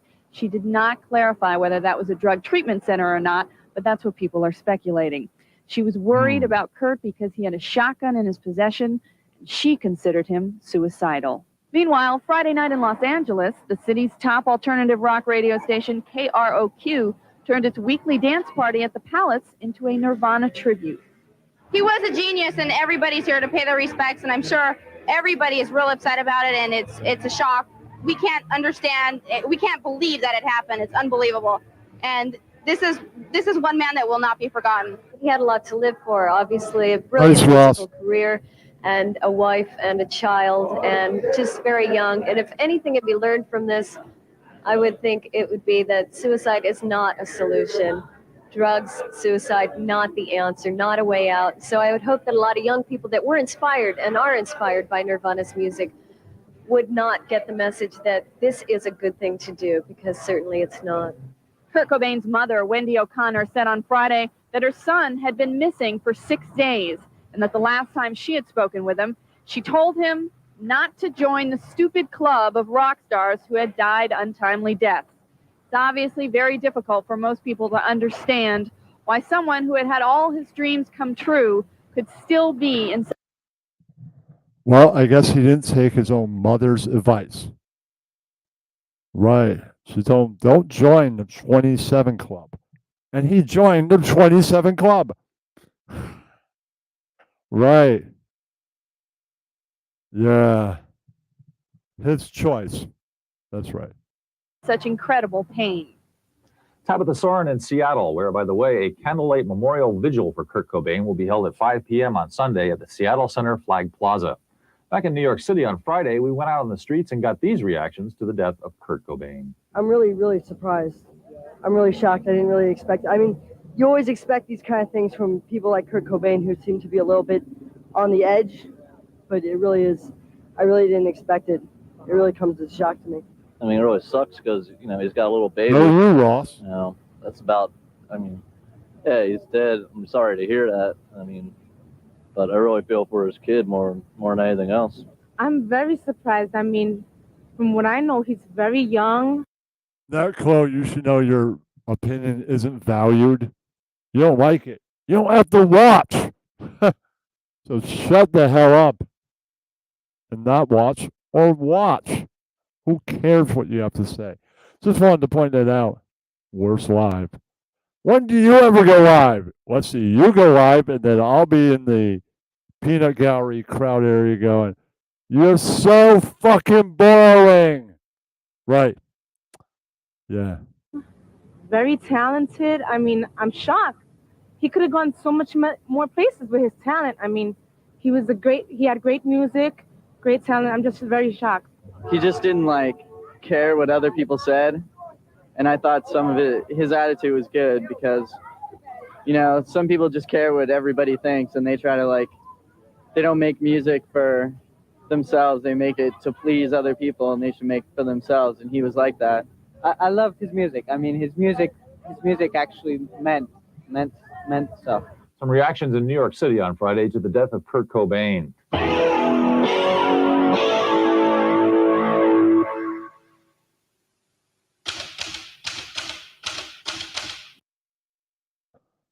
That concludes that. And sorry to leave you. I have to take a shit, so that's the way it is. All right.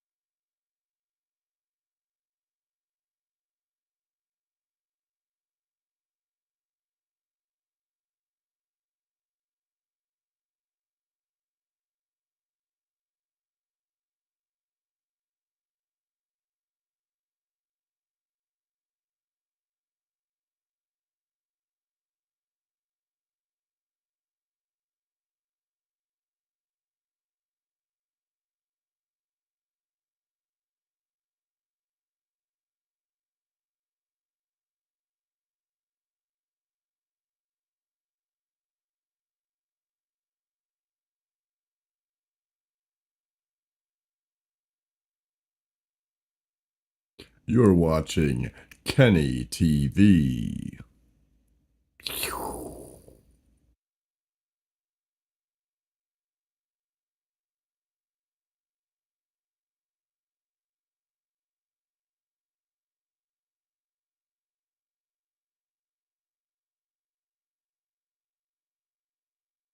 Please stand by.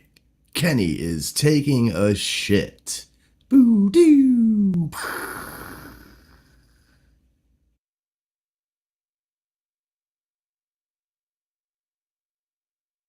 We will be right back after this shit. Stay tuned.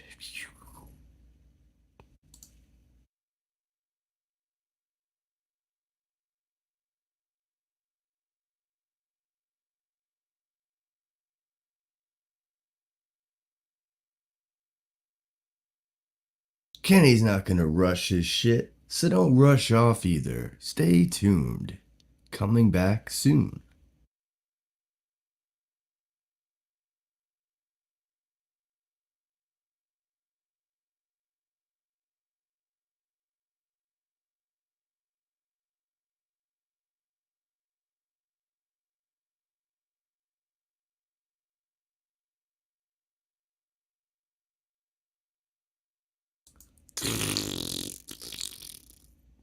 Shit, intermission.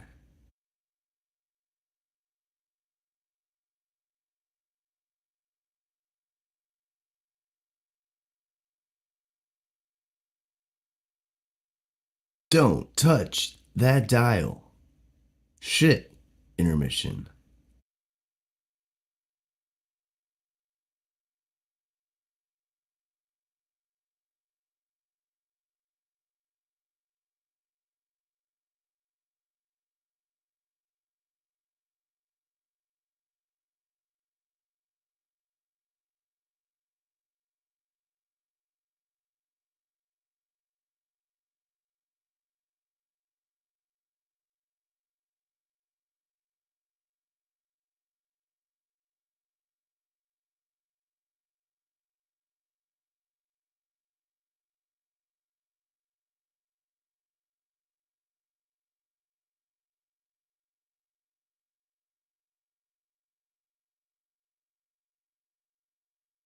Don't worry, folks. That's right, he's still shitting. Everything's gonna be okay. Stay tuned.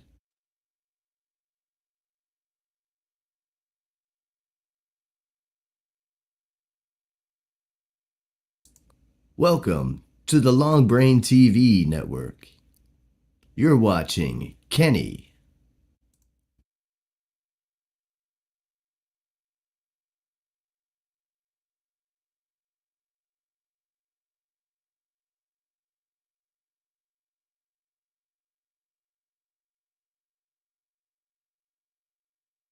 If you'd like to call in, the hotline number is 657-333-5720.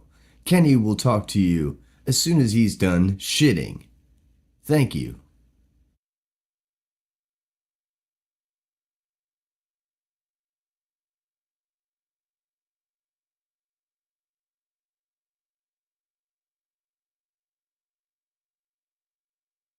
It is an unusually long shit, but also to be expected. Stay tuned. Thanks for your patience.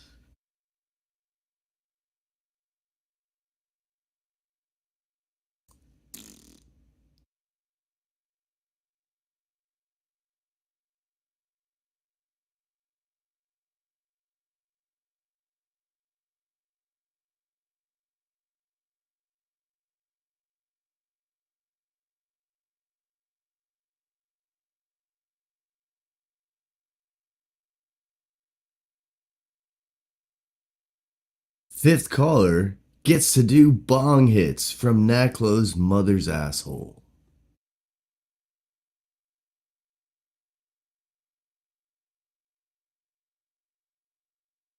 Shit intermission. Yeah, that's right.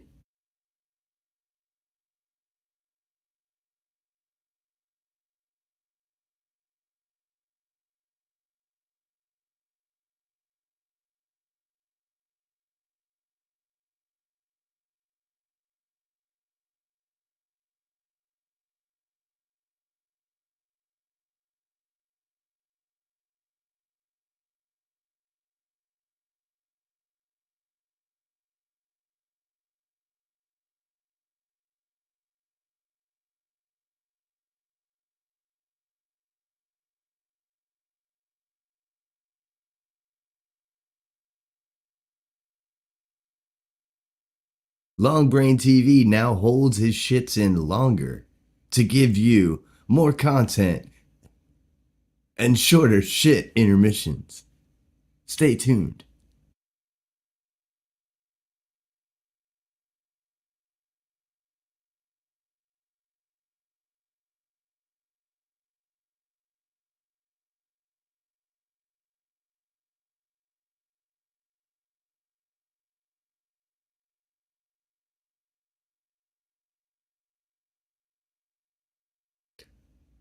If you're wondering if the stream is broken, no, you are fine. It is still shit intermission.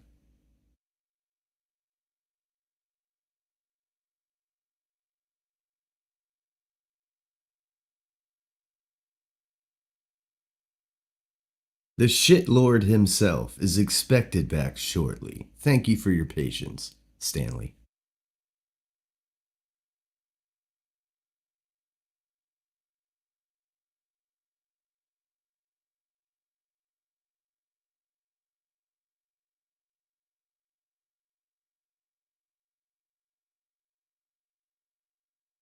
While we're in a shit intermission, everybody out there across YouTube, Stanley, go hit that like button, Stanley.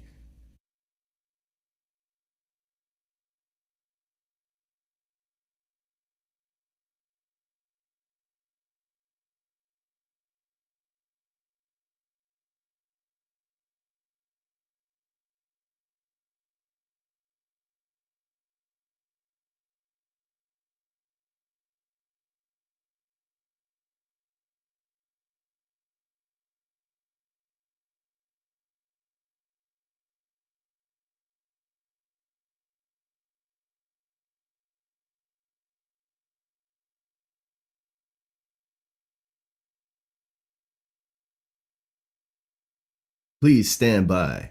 We are technically having shitting difficulties. One moment.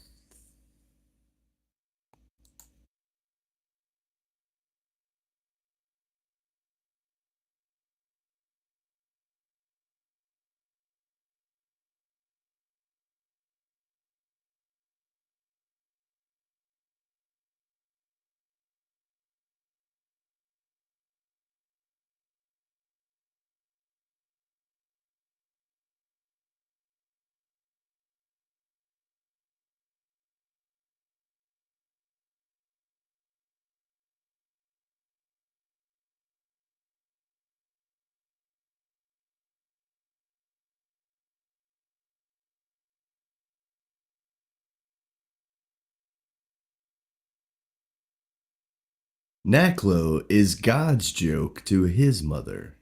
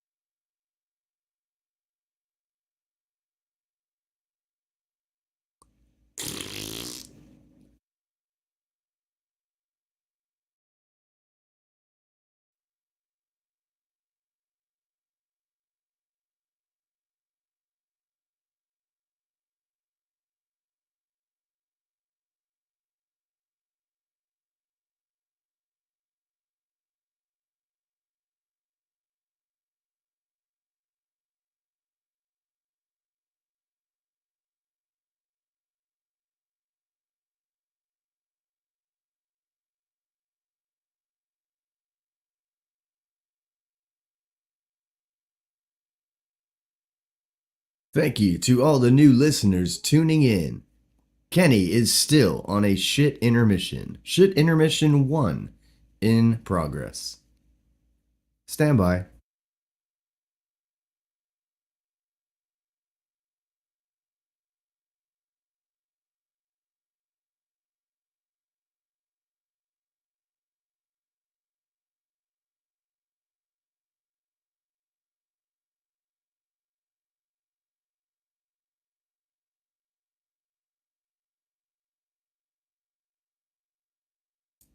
Perhaps the toilet will call in and give us an update.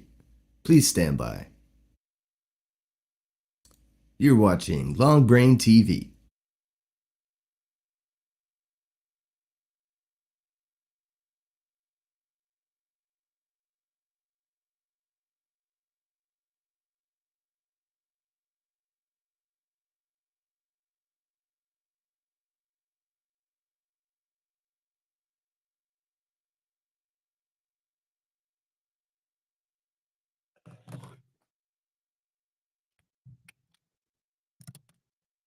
Back to the show. Here comes the star. Thank you for your patience. Hello, Ross. Sorry that took so long. I really did take a shit. I'm back.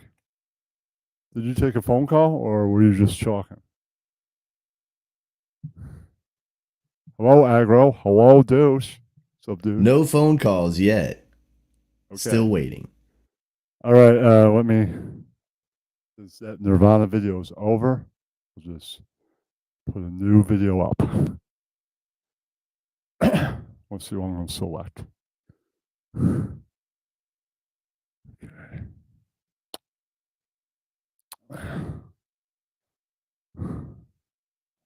There's a video of Donald Trump destroying Howard Stern.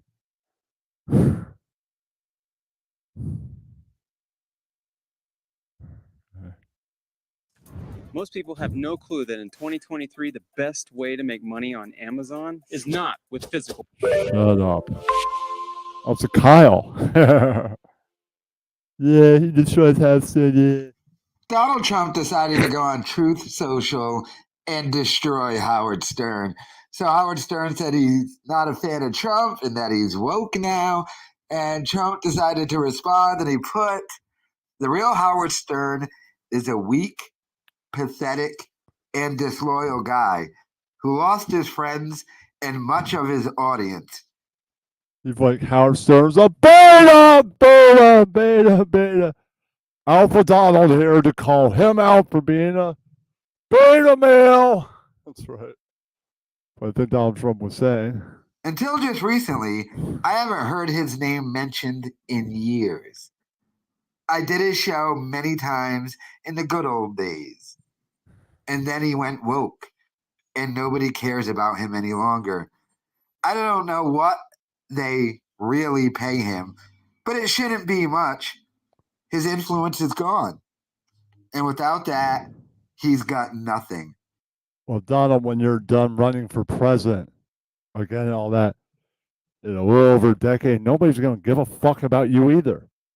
Right, you're going to be 80-something and white and failed at life.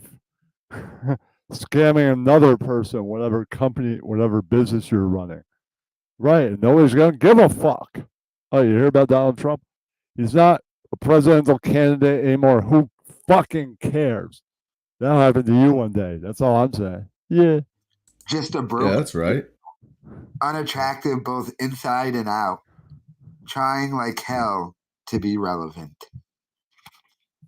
Damn. Oh, wow.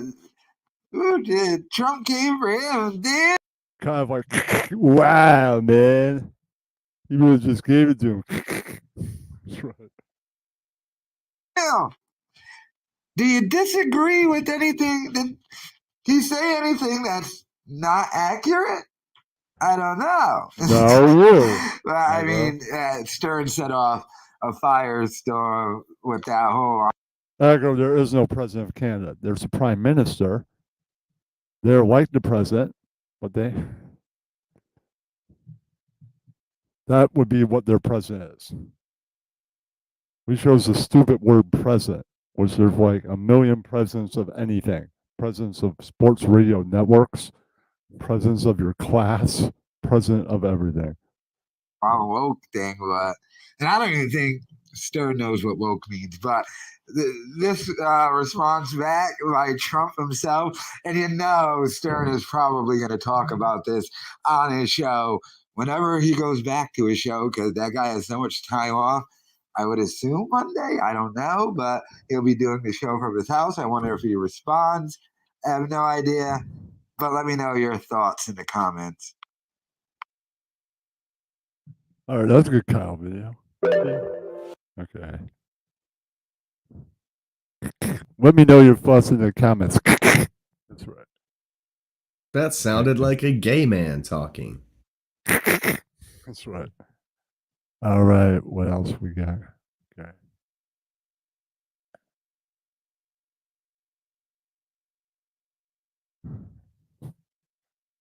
Yes, Kyle's voice is getting gayer as the videos go on.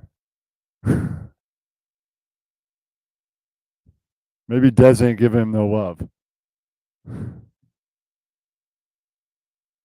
All right.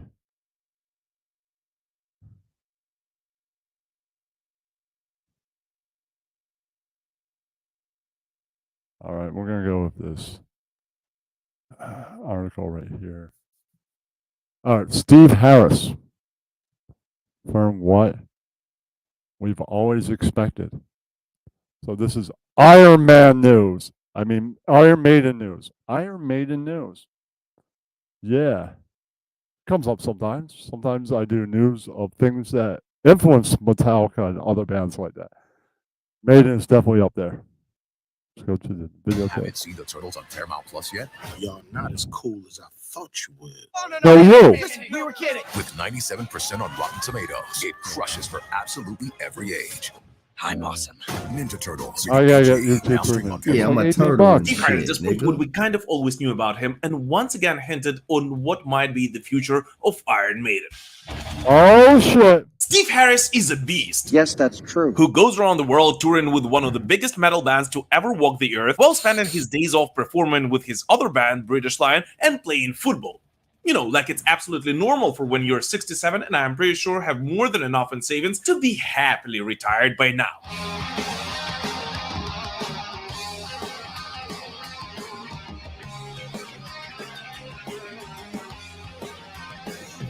But Steve Harris is like, no, I'm going to play football and play metal bands till I'm like 80. So no, you.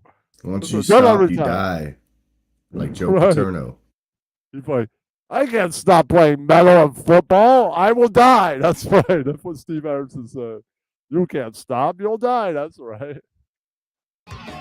And yet, Steve refuses to slow down. And even more, That's if right. anything, it looks like he actually picked up a couple of extra activities in the Yeah. last couple of years. Yeah, unbelievable. And in the recent interview with Sweden Rock, which passed by Well, Agro, I pay for StreamYard Premium. Get to download every live, break up into other videos, drive up those fucking watch time hours for people that might be new. I have at least 14 or 15 new people that might be like, watch him live. I just subscribed. I gotta go out with dinner with my girlfriend anyways when he's live.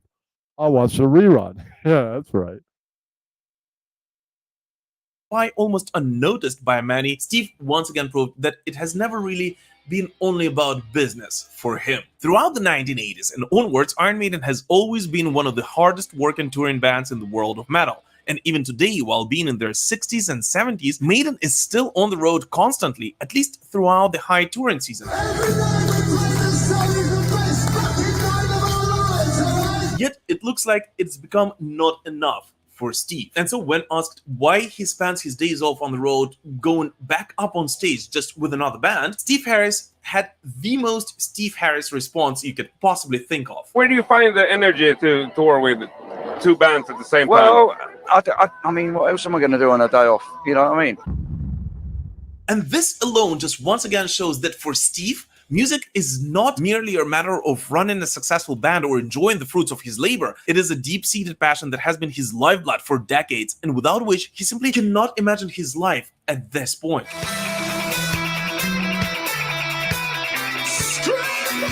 If like when I would have like grocery store jobs once, there was a guy that had to be like probably older than Steve Harris, maybe even 70 or 80. He's like, I retired, man, but I just love to work. Some people, they're built that way. Like, retire? Nah, I'm just gonna keep on going on, man. I love to work. Maybe Mr. Harris is the same way. Like, stop playing? Nah.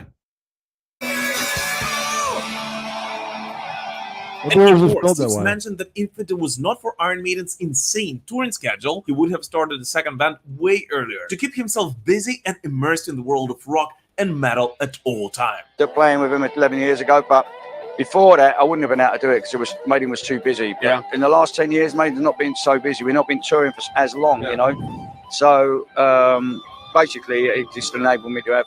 Stanley Moon, that is cool. Well, you know, before he was the prime minister, trust me, this is a true fact. It doesn't matter what government, somebody that runs for the highest office of any country, if they give in the coolest person in the world, they're a scumbag. The minute they're like, you know, I should join parliament.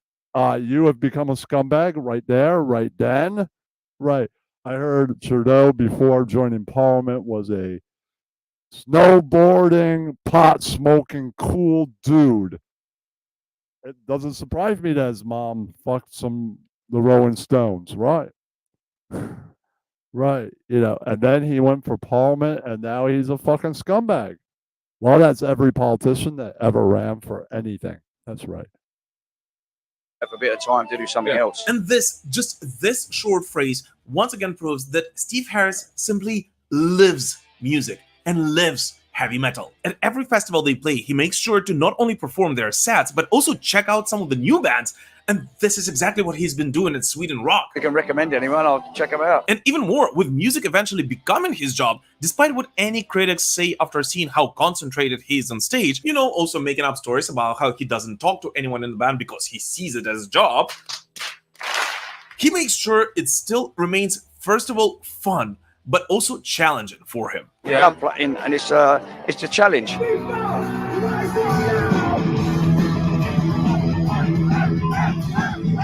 It's not like Maiden do kind of the Billy Joel thing. When's the last time Billy Joel made a new album? He just tours the greatest hits. Maiden is like any other metal band. They don't tour unless they have a new album. They put out fresh new albums per tour. Right, in between. Yeah. That's pretty good, man. Some bands, it's like, why should we do a new album? We'll just do the hits and keep on touring. Like some solo artists. Like, I love Billy Joel. He did a great show, man, but I would go see Maiden 3 more times than I would go see Billy Joel. I haven't even seen Maiden. They play New York again. I'll be there. Fuck yeah. And this unwavering enthusiasm is what sets him apart as a true icon in the world of metal, and what helped him, together with Rod and the boys, build one of the greatest acts in the history of music. And so today, when fans around the globe speculate whether Iron Maiden will hang up their instruments after this year's retrospective run, I believe that Steve Harris is giving us an answer right here. Still enjoy. Hold on. You're right, Aggro. Jimmer would definitely, if Green Day made a new album, Jimmer would lose his fucking mind. He'd be sitting there with his shitty fucking guitar playing the whole fucking album for a stream. Or at least their new couple singles. Right. And dedicating it to some bitch that's trolling him, probably. Yeah. We're playing, so yeah, I mean, I'll play as much as I can. I'll be happy to play 4 or 5 nights a week. So yes, while the end of Iron Maiden is inevitably nearing, but with this message, Steve Harris does not just hint, he actually reassures us that he has enough strength to lead the band onto the new heights and the new achievements. And while they understand that they will have to stop at some point, Steve simply refuses to think about it for now. Because for him, it is much more than just a business. Otherwise, he could have actually ended it a long time ago. Yep. And so I absolutely believe that while he and the boys have any strength left in them, Eddie will still be going up on stage with 6 wild guys and rocking the crowds around the world. Because as Steve himself said, what else am I going to do on a day off? That's right.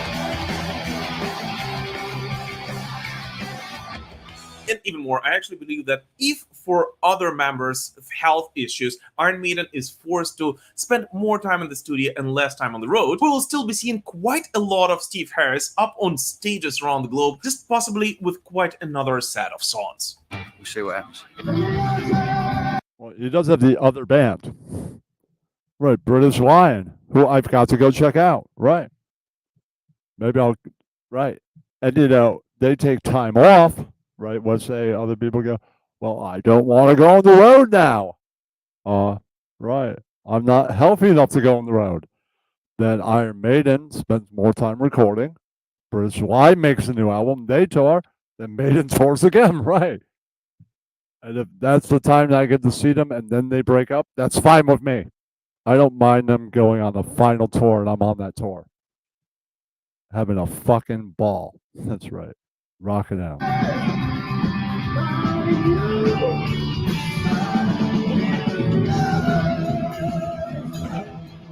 And what about you? Please add us on in the comments, and please do not forget to subscribe to this channel if for some reason you still haven't done so yet. Thank you so much for watching, guys, and we will prevail. Slava Ukraini.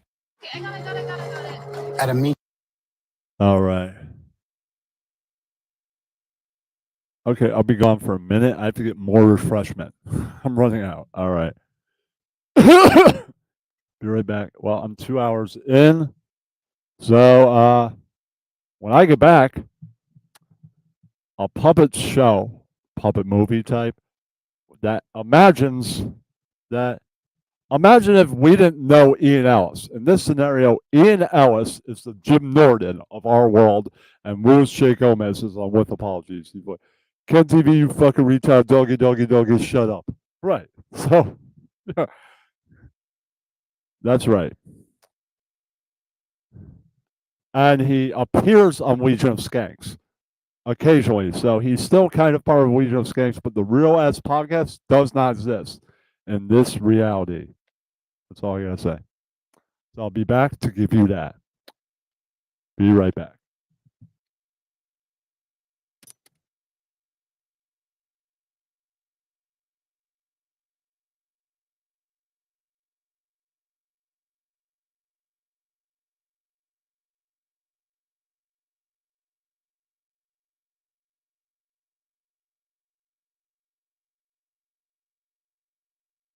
Please stand by. We are on shit intermission number 2.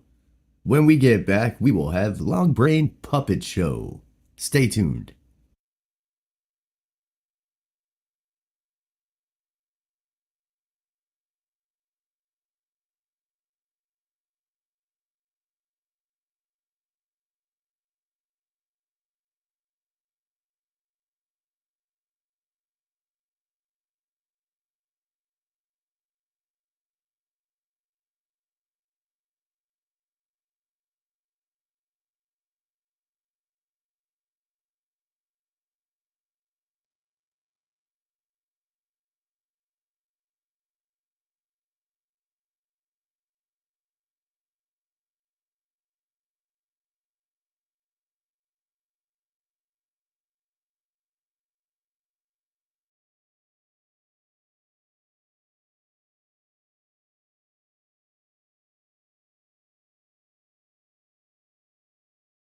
Just taking a phone off for this show. I forgot to do it last time during the interview, and so the puppets were only on one small screen. This time, bigger screen. Yeah. All right. Let me. God, what music? Tonight, yeah.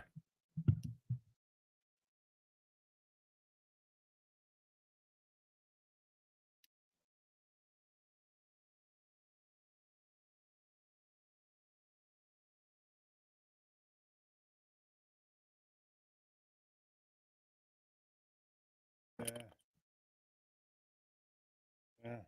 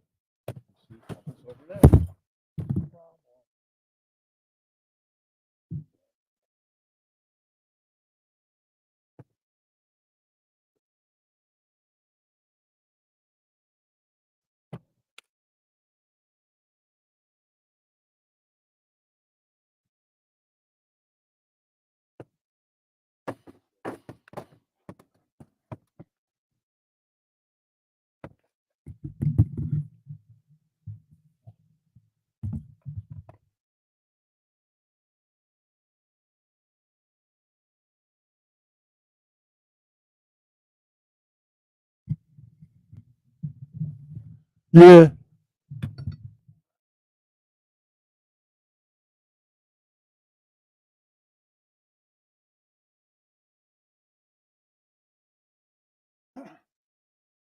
Read you the background of how he becomes the Jim Norton of our world. In 1996, a young comic writer, Ian Ellis, drops out of school, moves to LA, becomes an emancipated minor, gets a job as an intern / writer on the Seinfeld show 3 years before it ends.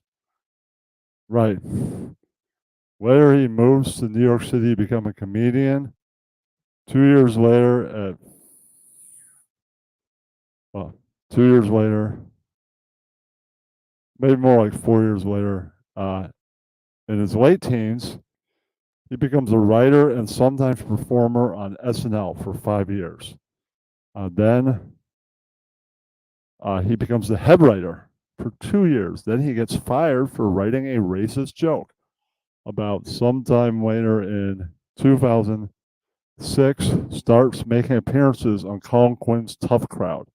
1 year later, starts appearing as a regular on Opie and Anthony on Sirius XM. So kind of the same backing story because, you know.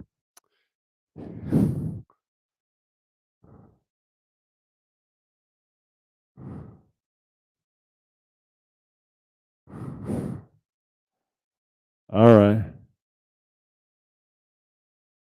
I'm talking about it's a puppet movie scene where Ian Ellis is the Jim Norton of our world. It's a different reality. In a world where Jim Norton doesn't exist and Ian Ellis is the Jim Norton. Whoa! And Lucia Gomez is the Ian Ellis. And they're still with apologies. Bella and the Snake, Ross, Nick. They're all still part of it for some reason. Right. Yeah. Even like Helen Keller, they're all still part of it. With Lucia Gomez. So in this scenario, Lucia Gomez is Canadian, Puerto Rican and Canadian. All right, and all right. All right, so me, Bella and the Snake, Lucia Gomez, Dougie, and Ross all go to a comedy club in New York and catch Ian's act. Oh, shit. All right.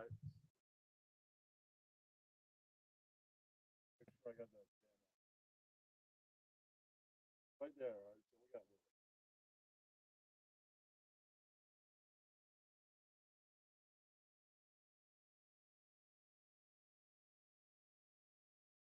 How is everybody doing today? Did you know I am part Asian, so I'm an Asian guy. Yesterday I walked a new restaurant to meet my wife for lunch. She said, Ian, you're late, you're 42, part white, and failed at life. And I said, shut up, bitch. You're just bullshitting and not being of the truth. Just last week, I tried crack for the first time. And I am kidding. I will suck a pickle dick for more crack.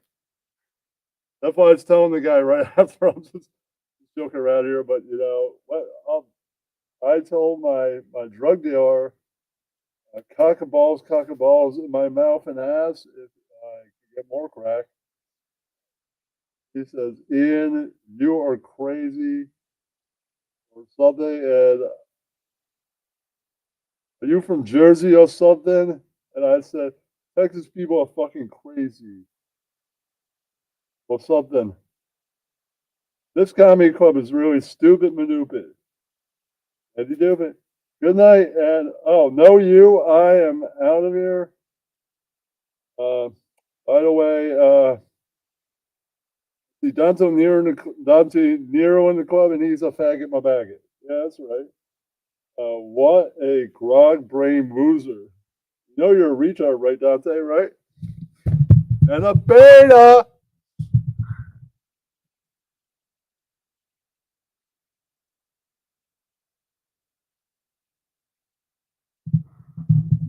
That's right. So no, you rewind the stream, Stanley. That's right.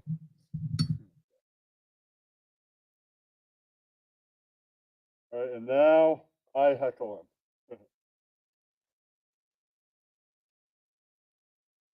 1 minute ago. All right.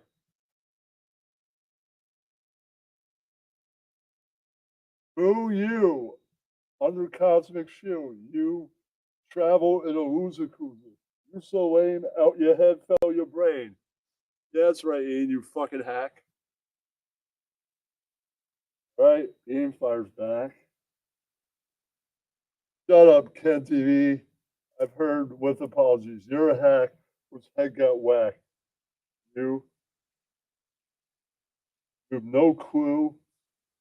Your dumbass belongs in a zoo. So no boo you. Go get dressed. And Big J Okerson's tutu as you go moo moo.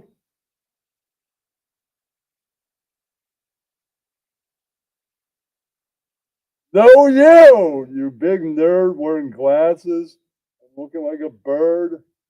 Jackass motherfucker looking all disturbed. Up goes the word. Up goes a bird in the sky. It's Superman. It's a bird. Word up in the sky. It's Superman's a bird. Ian else, that big, stupid, manupit, volcano, no braino nerd. All right. And Kyle was also in the club. All right. So I can't find his puppet, so he'll just be this fucking thing. Doesn't really matter.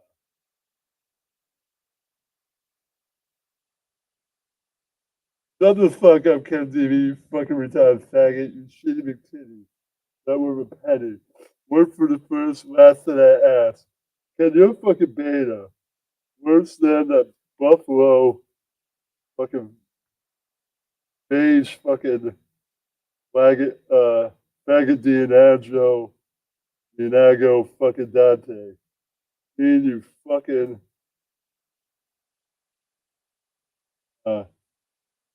fucking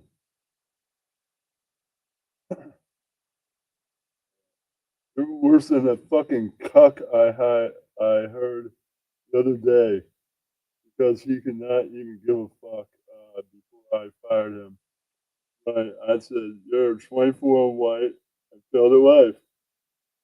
Now see how heckles. This is some bullshit. Keep on taking lines like this, and I would go to my car, grab my bag of tomatoes, and start pointing them at you. Fucking hacks.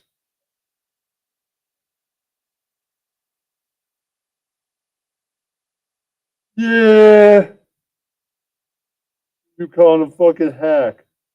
Then be fighting words, you know? If you don't shut the fuck up, I'm gonna break your jaw. I'm gonna break that jaw. Fago Dianago. Alright, and then I'll jump in again.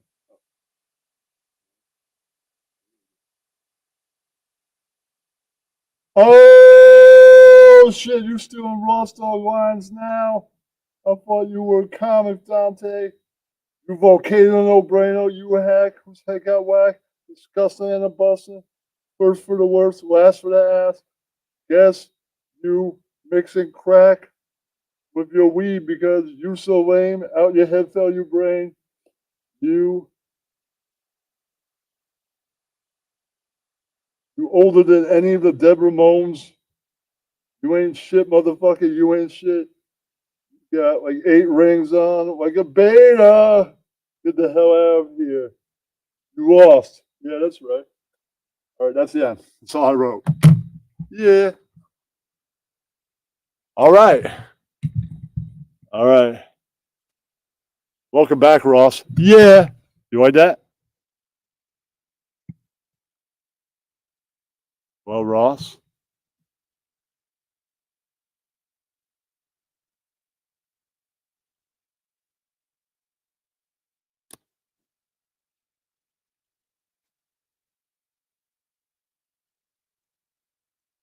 He knows I'm a YouTuber, so know you. All right, press. See what else. I'm eating pizza, no you. All right. I had pizza a few days ago. I actually had pizza twice last week, so I'm going to take a few days off of pizza. All right. All right. What we got here? All right. Oh, we got Ice Cube news. Oh, shit. Ice Cube news. So I'll go with that. All right. Ice Cube responds to fans saying NWA played a role in the downfall of the black community. Yeah. Guys, do your daughter a favor this year by getting her a unique gift that she'll treasure forever. It says, to my daughter. What's poppin', everybody? Back with another video. In this video, we got Ice Cube. He jumped on Twitter to defend himself because Twitter was saying that NWA played a major part in the downfall of the black community. Let's see what Ice Cube's talking about. Let's unpack this. So this started off by just a question by somebody on Twitter. They asked Ice Cube directly, was NWA part of an agenda to destroy conscious rap, which was growing in popularity at the time, and promote sex, violence, and gangster behavior amongst the youth? Valid question. Ice Cube quickly responded and said no. NWA started out as a straight underground rap group with no expectations of commercial success. Fans and the media turned it into a mainstream juggernaut. Somewhere along the line, this guy Doc Nice jumped in and said, unfortunately, music did play a part with the crack being pumped into our black and Latino neighborhoods. Now, then Ice Cube had to call him out and say, BS. Crack was in the neighborhoods a decade before gangster rap. In the 70s, they called it freebase. So you can't really say, oh, we blame crack. You know, that was like an 80s epidemic. Hello? People like Richard Pryor were freebasing like the late 70s. Hello? Right. Yeah. So crack ruined the black community. No. Original crack called freebasing was already out long ago, before the 80s even existed. So no you guy on Twitter. No you.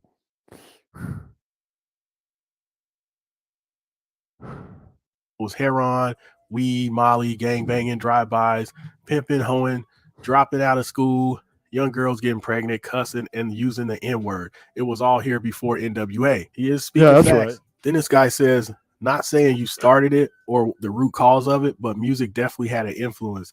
Hell, that goes for rock and roll, all genres, really. So no one can say gangster rap hasn't caused some bad things, but we also can't say it hasn't created good things or brought attention to things. And then Ice Cube quickly responded, music has influence, of course, but is it the root cause of the black community's downfall? Good points. Both people have some good points. Let's keep it moving. This conversation goes all type of directions, and it just gets really intense. It's very interesting. Let's keep going. So this guy, Max, says, The Godfather did not inspire people to join the mafia and start indiscriminately murdering one another over the color of bandanas. And then Ice Cube quickly responded, with no gangster rap around, who inspired the mafia that made Francis make a movie like The Godfather, which is a period piece? Who has the power to mainstream anything? 3 generations? Who messed up the 10 generations before gangster rap? Social has always been ugly, sir. So this guy said he wrote did play a part. You could deny that gangster rap didn't play a part in it, but come on, man. Ice Cube responded, gangster rap is way bigger than NW. Yeah, but really, making The Godfather isn't going out and saying we're glorifying mob life. Al Capone put himself out there. He glorified mob life even before you had television. Risked everything. Everything in life is a roll with the dice. It's a risk. He put himself out there. Somebody could go, putting yourself in public, I'm going to fucking kill you for that. They didn't, but, you know. Then when he came back from prison with syphilis, his number 2, that became number 1, literally took a machine gun and put it to the head of the people that were the head of Hollywood, hijacked Hollywood. So really, glorifying mob stuff, gangster stuff, goes way back to the 20s and 30s, well before Francis Ford Coppola was glorifying all that stuff in like the 70s. Mob stories were already way out there. Oh, yeah. Look up Making of the Mob Chicago. It's all right in there. Oh, yeah. Great documentary television, too. I enjoy it. WA, this person said, played a part. Yes, it did. Our community is heavily influenced by hip hop culture, regardless of how much people deny it. Take a look around. It's right in our faces. Ice Cube quickly responded, which part did NWA play? Is it our fault that most of the hip hop bit our style? And this person said, you can't look at what's happening with drill rap and try to say it's not influenced real life violence. And then Ice Cube responded, violence was there before drill rap.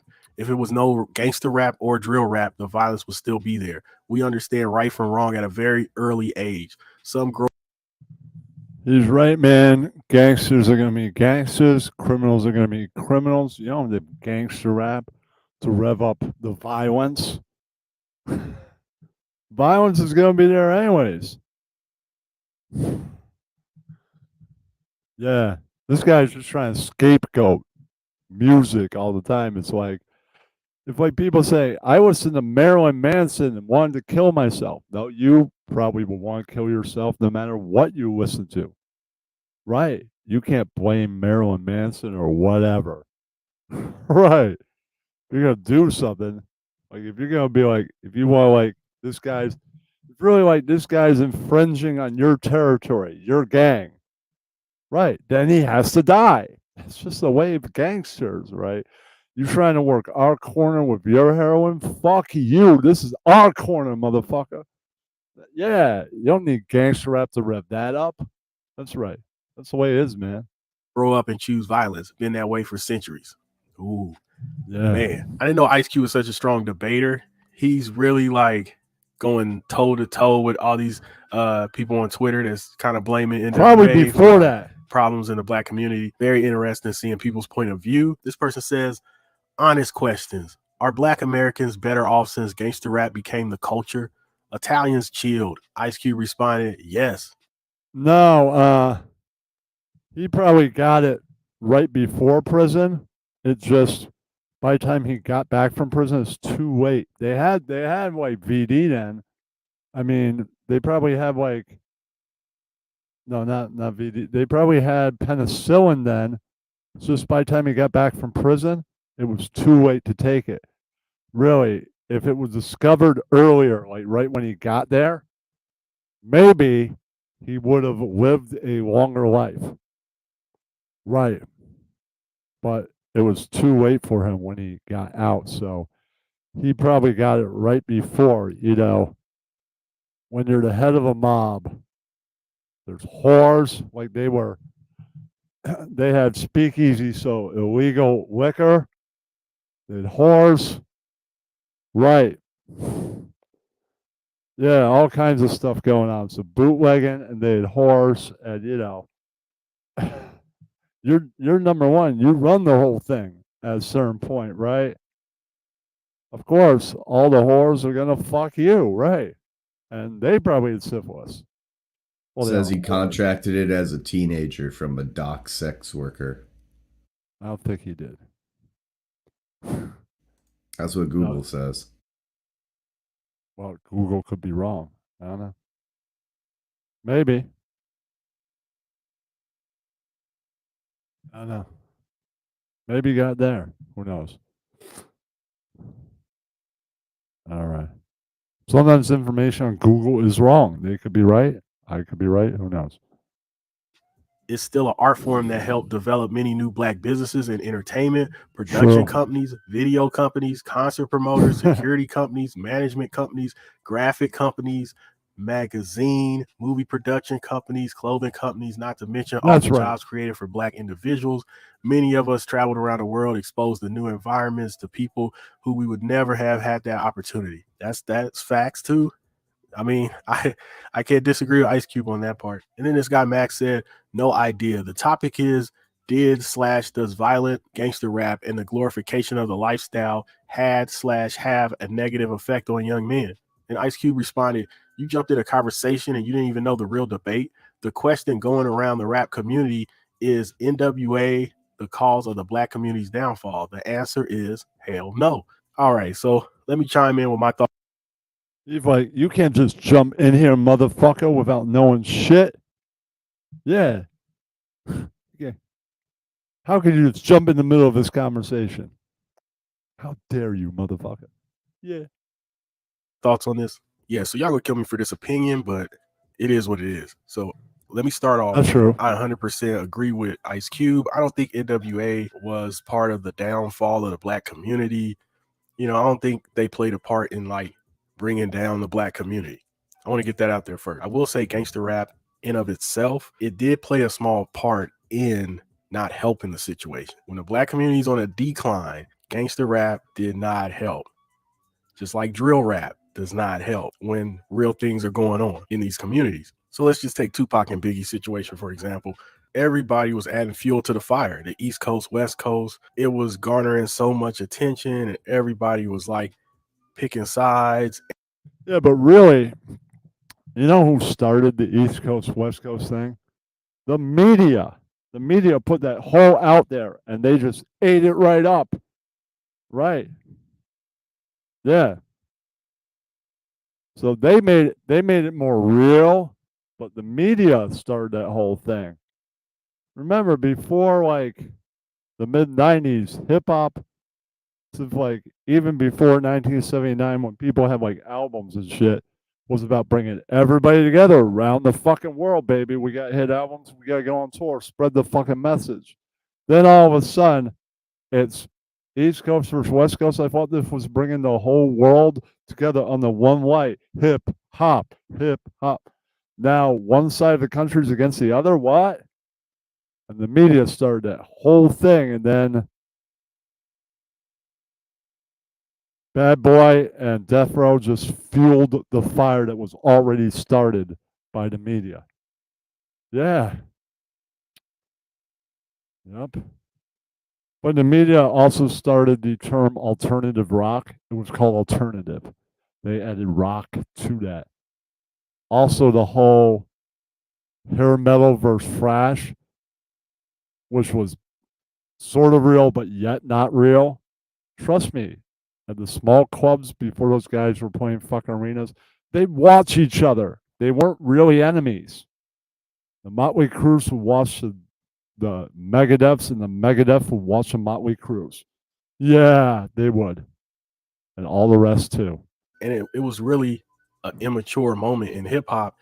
And the reason why I say it was immature, because soon as Tupac got killed, soon as Biggie died, everybody kind of chilled and was like, oh, man, this is real. Relax. We thought this was fun and game rap beefs and all this. So it's like the damage is already done.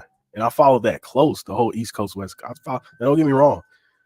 It was a lot of gang activity, gang related stuff that led up to Tupac's demise. The music didn't help the situation. People picking sides on the East Coast, West Coast. People thinking this whole rap beef stuff is cool and it's fun and games when it was really real. When people start seeing people losing their life, then everybody's like, oh man, we were wrong. Maybe we shouldn't have went so hard on the, adding fuel to the fire. Maybe we should have chilled. So I say that to say hip hop is a gift and a curse. Okay. Yes, hip hop has made tons of millionaires. It changed the world. It changed pop culture. It had such a big influence. You could go to Russia. You could go to Thailand and see how you go on the street, you hear hip hop music playing. Hip hop's such a big influence. If you're a black person, you go to a foreign country, they might just think you're a black celebrity. You're a rapper or something. Like, that's how far hip hop reached. But with all that positive stuff, you can't just turn a blind eye to the negative stereotypes. Might just think you're a black celebrity. You're a rapper or something. Like, that's how far hip hop reached. But with all that positive stuff, you can't just turn a blind eye to the negative stereotypes, the negative stuff that hip hop pushed. So that's why I say it's a gift and a curse. It's some hip hop songs that changed. Yeah, but so is some other things. I mean, so is rock stardom. It's a gift and a curse. You have like the Temptations of the Road. The Temptations of the Road came for legends like Paul Butterfield, probably the greatest harmonica player ever. But sex, booze, coke. Probably the booze, coke is the thing that killed him. I think he's probably around my age when he died, like 46 or something. Yeah, I saw a whole documentary about him and his son. They interviewed him, right? And he was around. He's being interviewed around the same age that his father died at. Yeah, it's sad. But you could be like, I want to get clean and still be on the road or give in to the temptations. It's a gift and a curse. You're in a great band. People love your music. They buy your albums. You go on tour, giving the gift you were the thing you were born to do, being this great band, right? And then somebody goes, "Come on, man, it's just a couple lines of coke," and that's the curse that comes along with that thing called the road. That's right.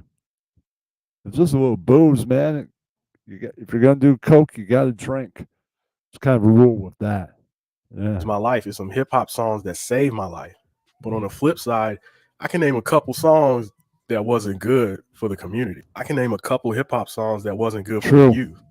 So that's why I say a gift and a curse. For every positive, it was a negative.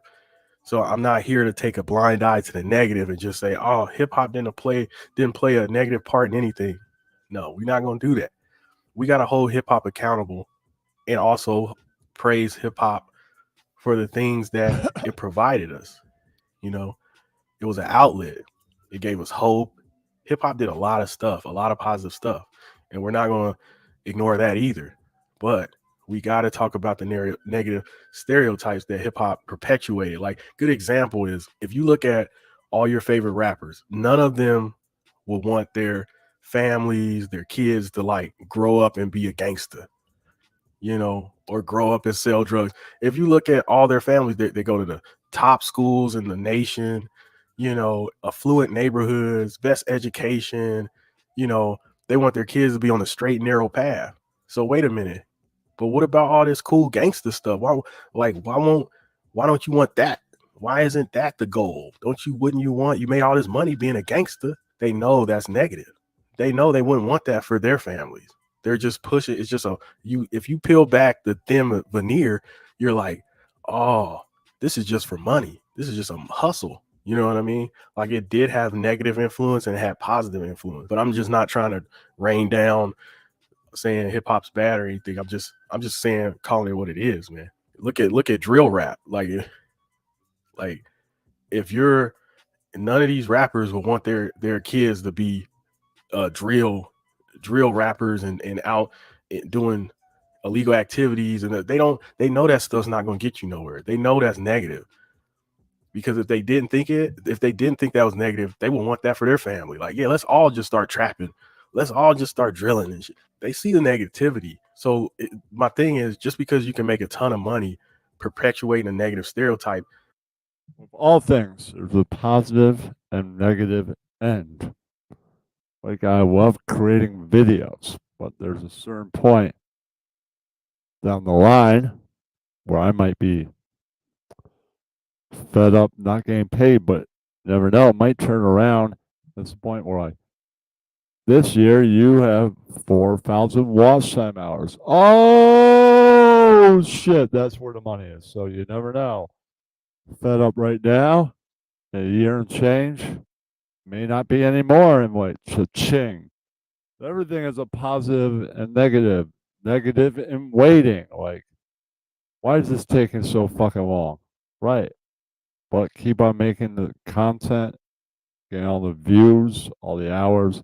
Eventually, boom, it might happen. So there you go, man. Positive and negatives on everything. That's right. Doesn't mean it's good. Look at how overly sexualized female rap is. A lot of those rappers, they wouldn't want their families to be twerking half naked and doing all this stuff, all the stuff in the lyrics. They wouldn't want that for their own families. It's just a way to make money. You know, these corporations, these companies, like, if you perpetuate this stereotype, we will give you millions and make you rich. They're like, okay, sign me up. But they still know in the back of their mind, this is negative. This is foolery. This is degenerate behavior. I wouldn't want this for my own people. But if you're going to give me a bag to do it, I'll do it. So that's all I'm saying. And in Ice Cube's defense, he's only talking about the people that's saying that NWA caused the downfall of the black community, which is ridiculous. So I just want to say that one more time. That is ridiculous. I want you guys to hit the comment section. I know it's a controversial take, controversial topic. You know, I'll be in the comment section reading some stuff. So yeah, just let me know what you think, and I'll see you guys on the next one. I'm out. All right, cool. You gone with you, video. All right, let me see what else. What was here? All right, we can get rid of that intro rap song thing. All right, because I don't need that. and get rid of that Tupac thing from before. Just clearing space, see what's left. And what is that right there? Something I might watch. Okay, that. Okay, what else? All right. What's that? That. All right. That. What the hell is that? All right, that is. All right. What's that? Okay. And that. Got a new page I don't need. All right, since. Okay, get rid of X right there. And what the hell's that? That. Above, all right. Get rid of that. All right, now it's not so crowded. All right. I gotta take another piss. I should be back in a minute. All right. Be back. Be right back.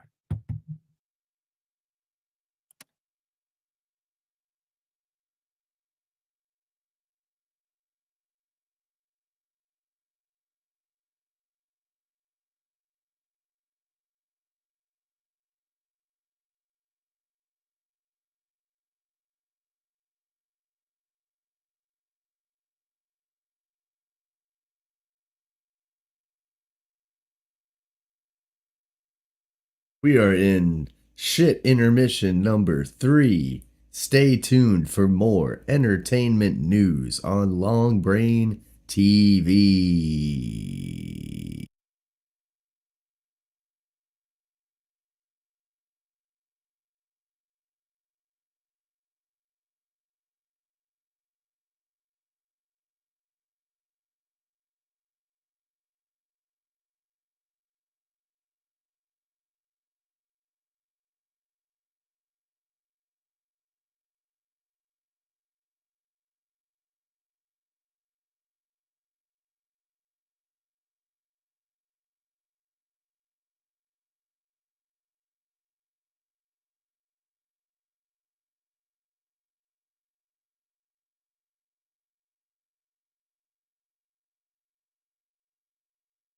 Smash that like for your boy, Kenny TV.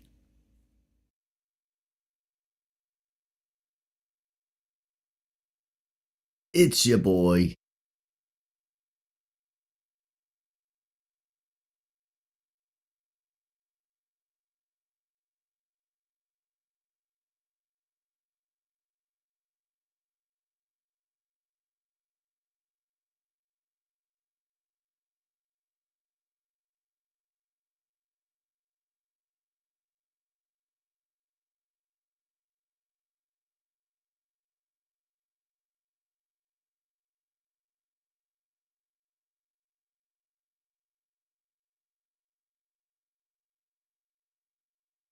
Oh, hello.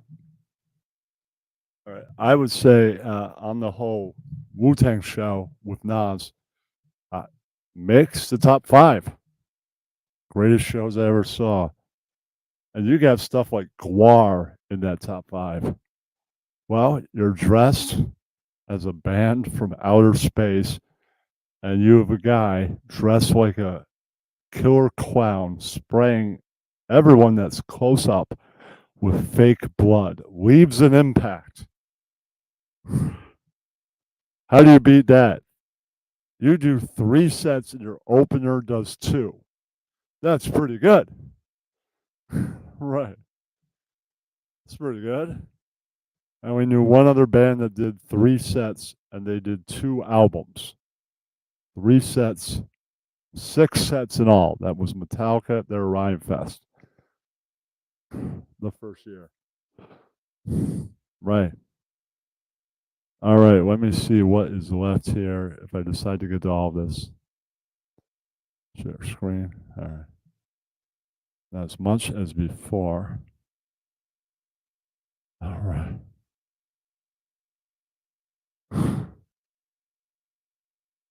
All right.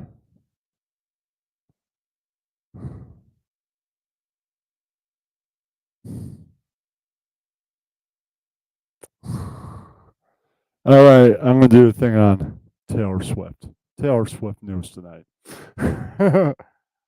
Well, let's see. Yeah, all right. All right, the article says Taylor Swift's popularity is a sign of society decline. Oh, shit. Audiences and elite tastemakers alike have decided Taylor Swift's narcissistic lyrics and kitsched music are a cultural triumph. But why would we celebrate this? That's a great question. After Taylor Swift's massive Eras tour is packing stadiums to the point her shows are causing earthquakes, even through bad seats, are often going for 1,000 or more. Wow. Swift isn't just resuscitating the post-COVID live music industry. She's threatening to help rescue America's flagging theater business. How dare she? It was recently announced that she struck a deal with AMC Theaters to show a 3-hour concert film from her smash tour for the millions of people who couldn't get tickets. Starts showing October. Jeez, AMC is charging higher ticket prices than normal, which are already absurd. Yeah. And the pre-sale figures for the movie tickets are already breaking records based on some back of the envelope math gleaned for some speculative news reports. Swift might make something close to $500 million off this tour and all the related revenue. Jesus freaking Christ. She's not even that great. I mean, I listened to like 7 songs and only 2 were good. Right? And they weren't even her songs. They were Taylor Swift's version. Oh, like a freaking cover. And I'm like, oh, because her music sucked fucking ass. I don't know why people are going ape shit and paying so much money to see her. I won't even see her at a practice show. I go, yeah, I'd rather have somebody shoot me in the head than go watch that. Yeah. I'd rather die than go watch that. And it's not just that Swift has conquered the unwashed masses. America's elite tastemakers have also become unrepentant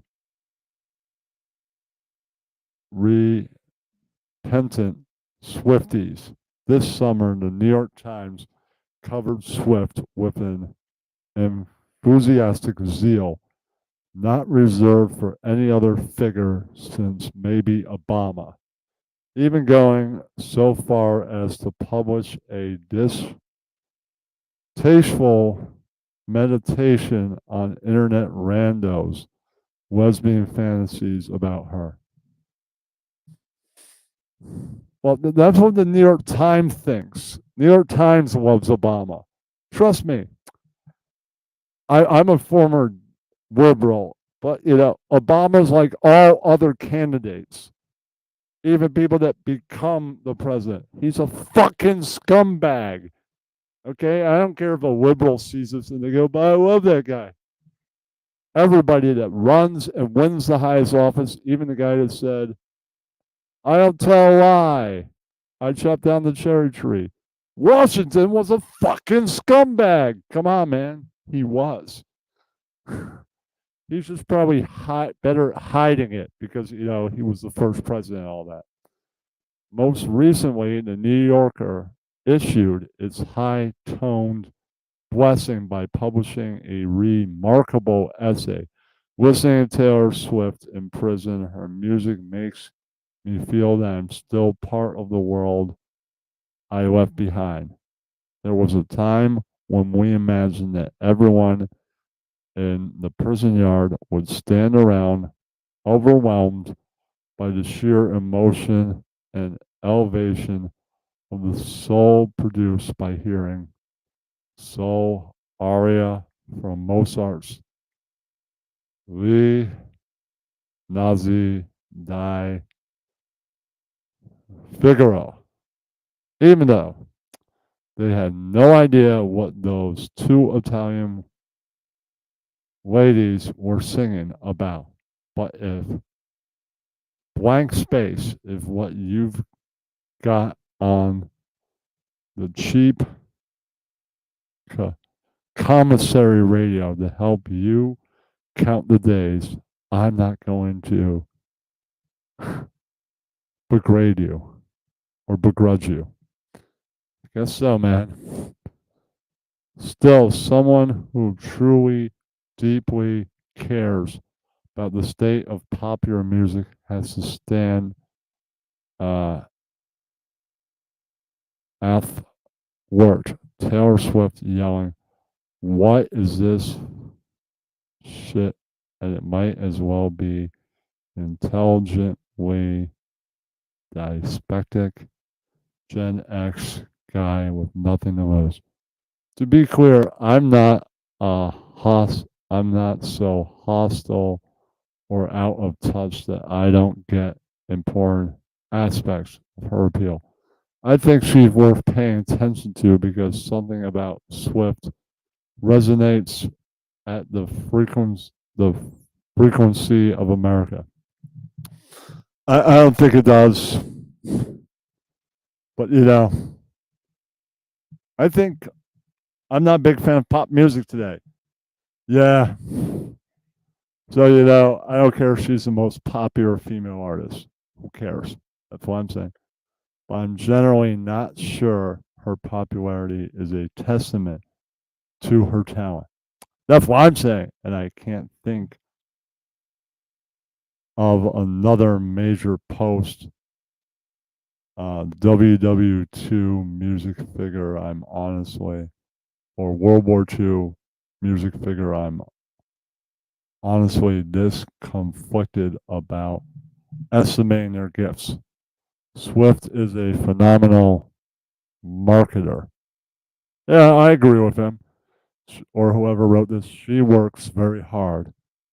And from what I can tell, almost no one at her level cares about her fans and reaching out to them personally the way Swift does. Well, whatever works, works. That's cool. Further, a lot of positive developments came out of the internet, destroying the cabal of corporate music executives, the radio programmers that previously controlled popular tastes were now coming to terms with how resulting fragmentation has been determinal to society. We hardly have anything in the way of a shared common culture. That's all true. Yeah. Really popular culture kind of sucks now. So people tend to cling to anything that breaks through the din and consolidates any pop culture support like it's some kind of life raft. Ha! Yeah, music has the power to connect people through shared experience, and people desperately want the connection in the polarizing age. Well, that's true. That's why I like things like Ed Sheeran. He's great. Maybe early Ed Sheeran, I could be like, that handful of songs kind of sucks. I've heard further Ed Sheeran. Can't say that about any other songs beyond like maybe his first album or something. Right. Stuff past that, I'm like, this does not suck. I heard the whole album is great.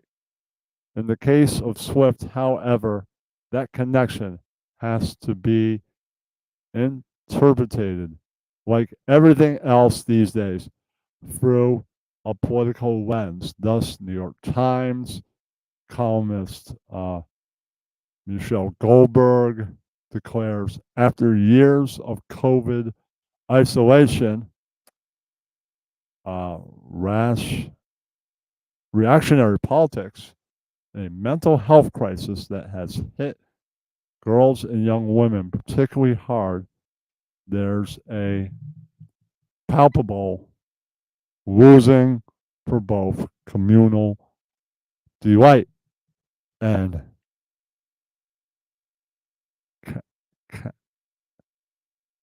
catharsis. While there's some truth in this observation, I regret to inform Goldberg that Swift's fan base is so massive that a huge part of it agrees with the reactionary politics New York Times readers seem to deplore.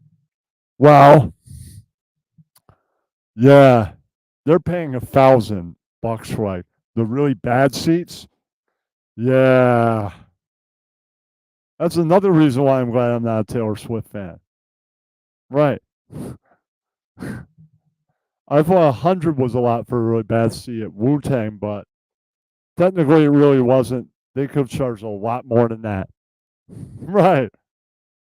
The best with the show they put down, 3 sets. Wow.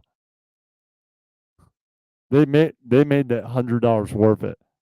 The best pop stars simply transcend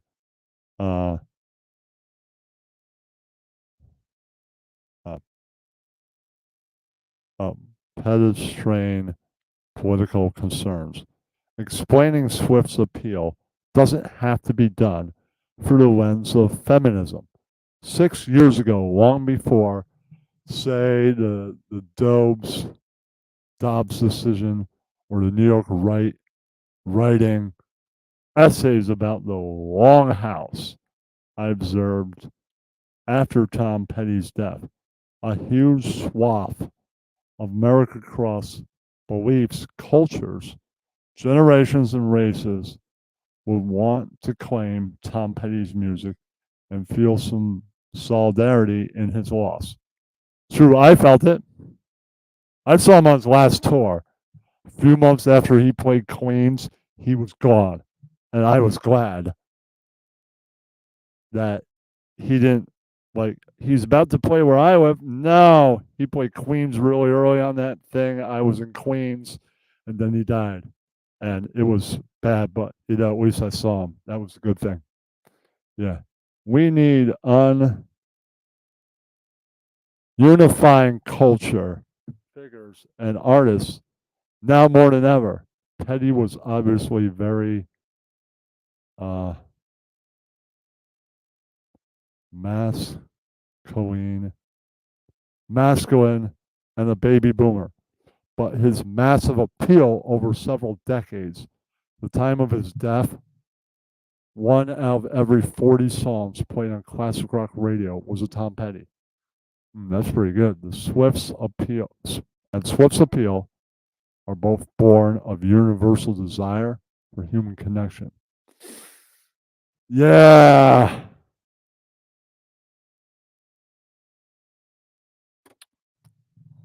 The rise of me music. What has changed? The overall culture.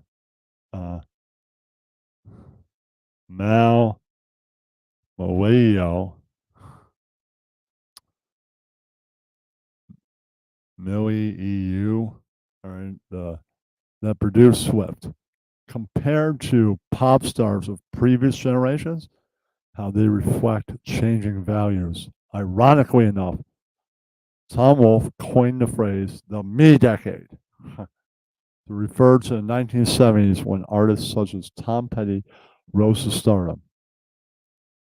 Well, yeah, it's in that book I read that Stephen Blush wrote, when rock met disco. That definitely was the me decade.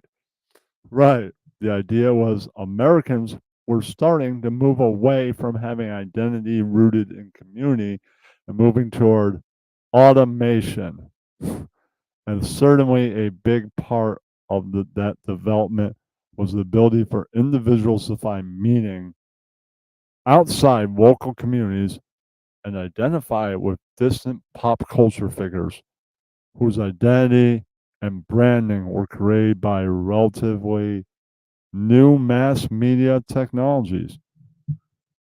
Yeah, and the me decade was the rise of the yuppies. You know, the former hippie that gets a job in the late '60s as a A&R guy at the record label. Pretty soon he's wearing a suit, making a shit ton of money, and he's a yuppie, right? And now it's like 1971, and he's in the me decade, making millions, right? Being the guy that he didn't want to be, but now, fuck it. The 60s are over, man. Time to move on. But this development, however startling it was to astute critics such as Wolf, was embryonic 50 years ago. Taylor Swift, we see it in full flower. Maybe it took 30 some years, but the cultural trends that emerged from the 1970s finally produced an artist almost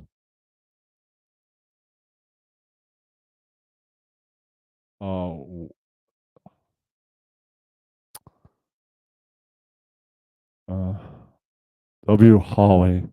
Will Holly, dedicated to me music. This finally brings me to my actual gripe. The specifics of why and how her music sucks. It early defined self-obsession rather than introspection. Yeah, well, I think her music definitely sucks. Where other artists will occasionally do a Christmas album, it seems like every Taylor Swift album is a festivus record devoted to the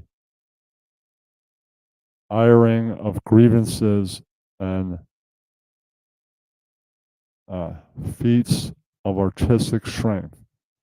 To the end, she has almost woefully paranoid and pioneered a new genre of what in acquaintance of mine calls the belly aching about a boyfriend song. It's true that young men are frequently terrible to young women, and there's nothing inherently wrong with this being fodder for pop songs. That's true. These young men are being sometimes a bunch of red pill betas.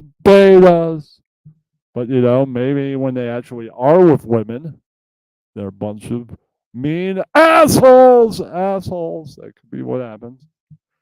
Maybe they gotta learn some respect. That's right. But there are women's. There's yet another song on her latest record bashing one of her famous exes, John Mayer.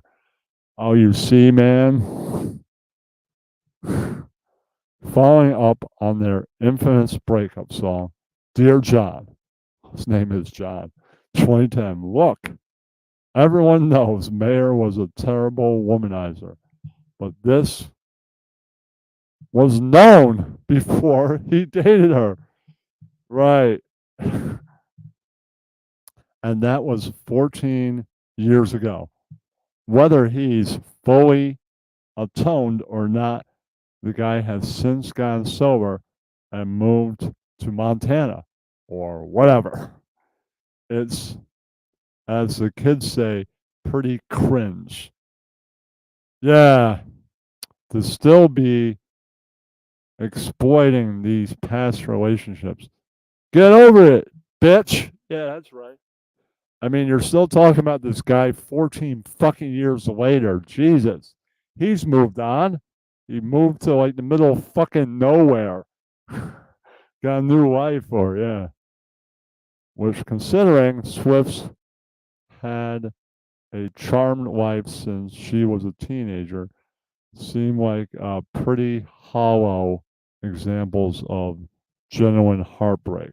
Uh huh. All right. How much? Oh, Jesus.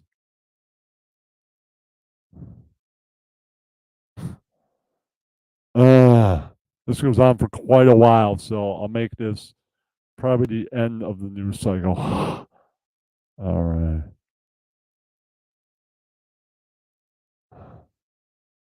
All right. Hold on. Yeah.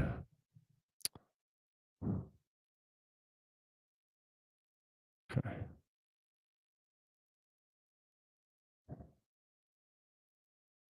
Okay. All right. Aside from generally objectionable thematic content, it's also true that a great many of her lyrics are just so forced as to be terrible. Yeah. Anti-hero, she sings. Did you hear my covert narcissism? I disguise as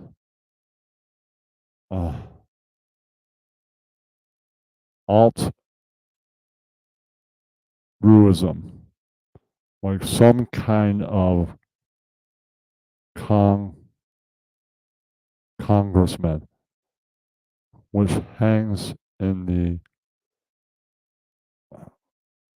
lover of lyrics where I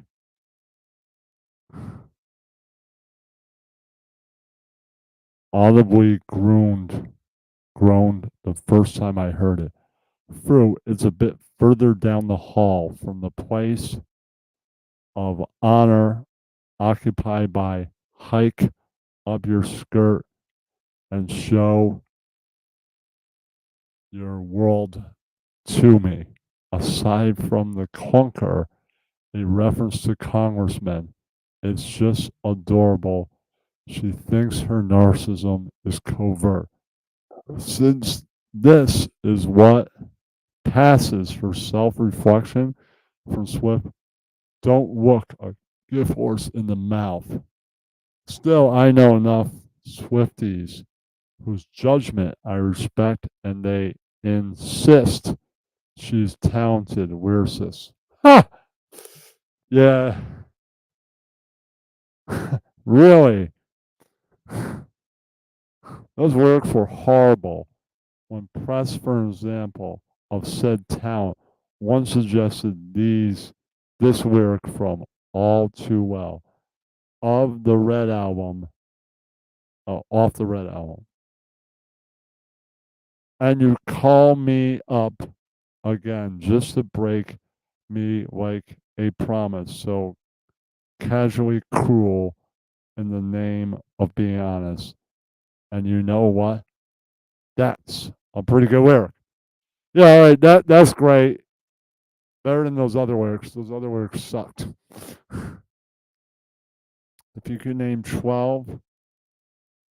Oh, all right. Okay.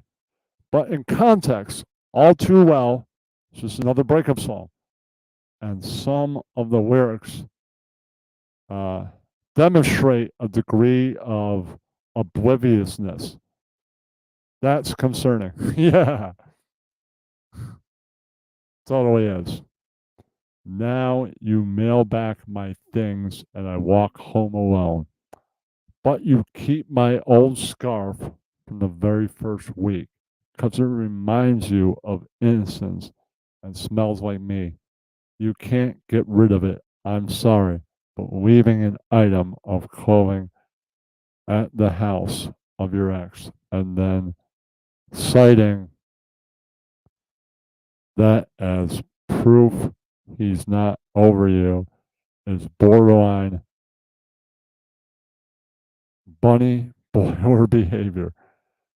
This distressingly, there's plenty of evidence that Swift's dysfunctional view of relationships is already influencing the minds of new generation of pop stars. Just take a gander at the lyrics to up and comer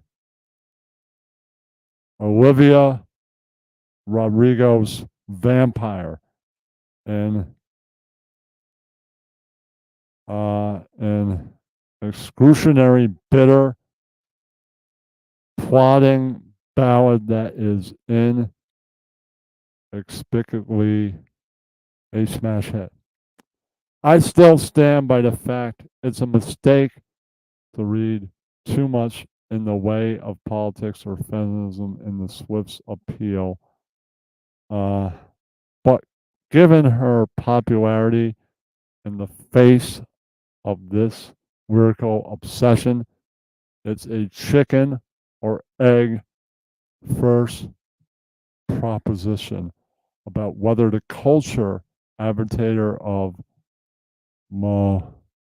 millennial females is famous for being near constantly romantically aggrieved, even as TikTok is full of videos of women insisting, no, really, it's great being 29 and I'm married and childless. Yeah.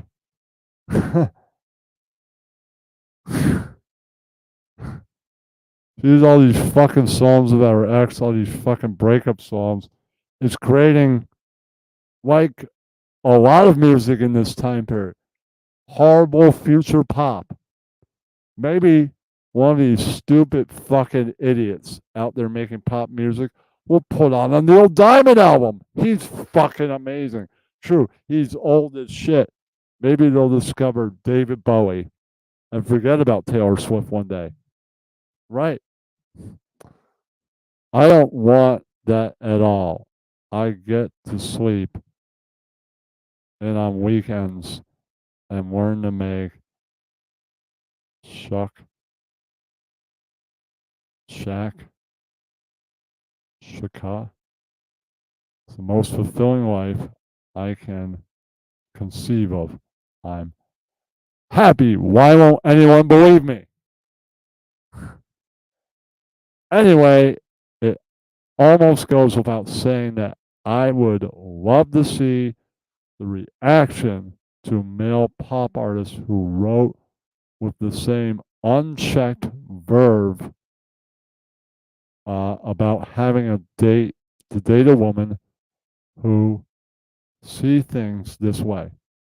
The soft, big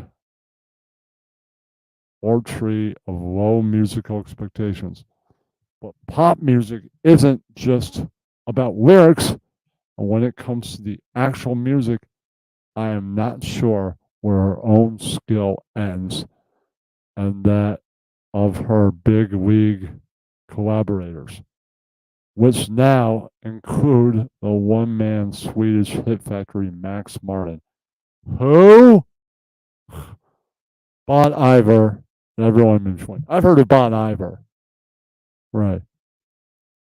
Begins, while I don't doubt she has talent as a songwriter, her songs are a corporate product, both in the sense that they are almost always co-created by a team of songwriters.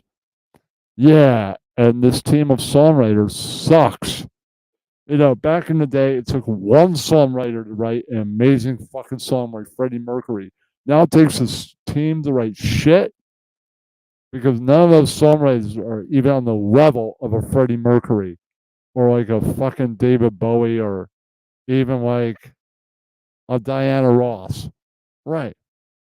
If she wrote her own songs. Or a Niles Rodger that probably wrote her songs. Right. Some of them. Right. These people can't even be on Nile Rodgers' level of songwriting. He was amazing. Right. With a track record of hits, and then how they are then marketed, which is to say that Taylor Swift excels at writing popular songs. But that's not the same thing as writing good songs. Yeah. On a musical level, I don't expect people to be such nerds. They have articulate options about the overuse and abuse of the IV progression. But suffice to say that if you think that in the last 20 years all pop music has started to sound the same, that's a very good reason for that. Taylor Swift is one of the worst offenders in the sense that she's not just going to the well until it runs dry lyrically, she's also essentially writing the same songs over and over again. Och, that's why she's so horrible. Och, I scuff at her for doing that. Again, maybe casual listeners aren't to be expected to pick up on this, but to a remotely trained ear, the pop songwriting is like pornography. You know it the moment you hear it. The Beatles catalog is comparatively devoid of songs consisting of these same trait and overused chord progressions. And if you think of individual chords and melodies as a proxy for evoking different emotions, Taylor Swift's music occupies a very, very specific range in terms of brief of the human condition. She is speaking to, granted, it's perhaps the broadest, most appealing, and shallowest trench. So that's something.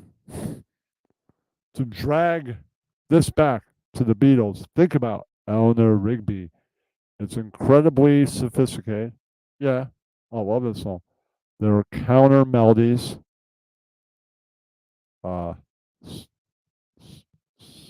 stack staccato strings, and it's notable for its repeated use of plagal cadences, where the I and the V chord resolves to the I, or root chord in the key. Musically, this particular songwriting move is most closely identified with hymnody. It's also known as the Amen cadence, a remarkable move for a song about church life, and one McCartney probably did instinctively. Which brings us to the lyrics. McCartney is putting himself in the shoes of others and trying to empathize with their loneliness. Eleanor Rigby picks up the rice in the church where a wedding has been, lives in a dream, waits at the window, wearing the face that she keeps in a jar by the door. Who is it for? Listening to the song, you could just imagine him as the 15-year-old choir boy at St. Peter's in Liverpool, closely observing the characters in the church around him. It's a series of concise, but unforgettable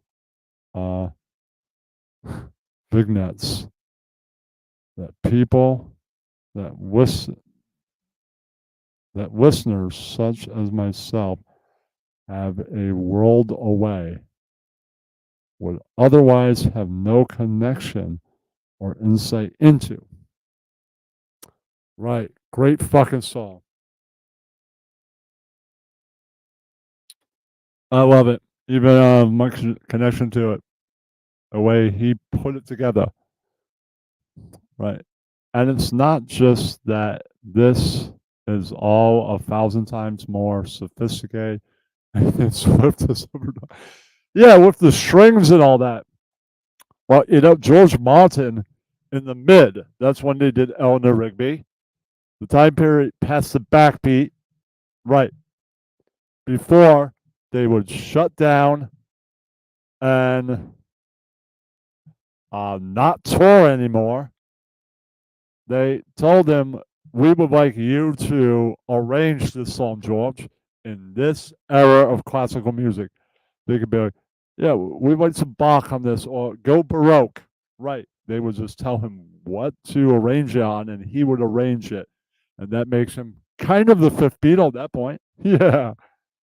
All right. Anything Swift has ever done? Yes, it is that. But more importantly, it is just 2 minutes and 6 seconds long, and still one of the catchiest pop songs in history. Did I mention McCartney was 23 years old when he wrote this? And multi-track recording was in its infancy. Swift is 33 years old, has 10 studio albums under her belt, and has limitless resources to pursue her artistic vision. Anyone want to make a case that her body of work evinces a great deal of artistic exploration and emotional growth over the course of her career?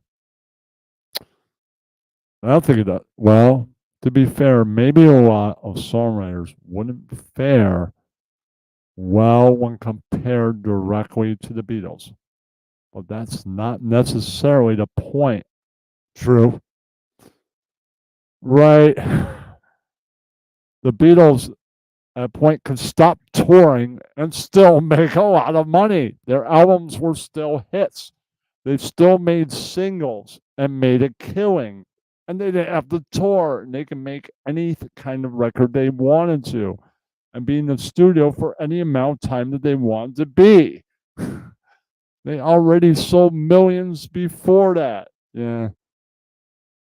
Yeah.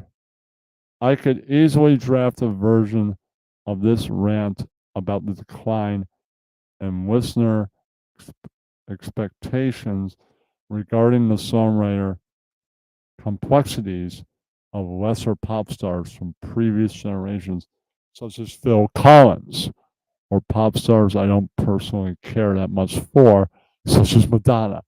Heck, Sting sold millions and millions of records in the 1980s, packed with slow, showy, riddly references to Paul Bowles, Nab Akuf, Christopher Marrow, Nietzsche, etc. One of his big hits. Even swiped the music from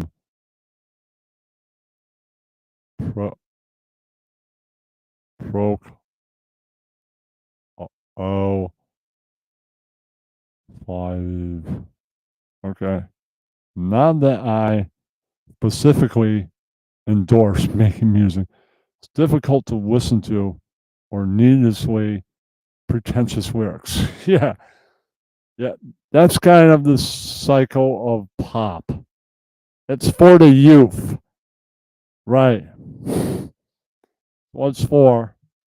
I mean, they'll pay attention to pop, get nuts about it, and go, oh my God, that's so incredible. The rest of us older people will be like, that sucks. You like it because you're young, dumb and don't know any really great music and are falling for this fucking bullshit.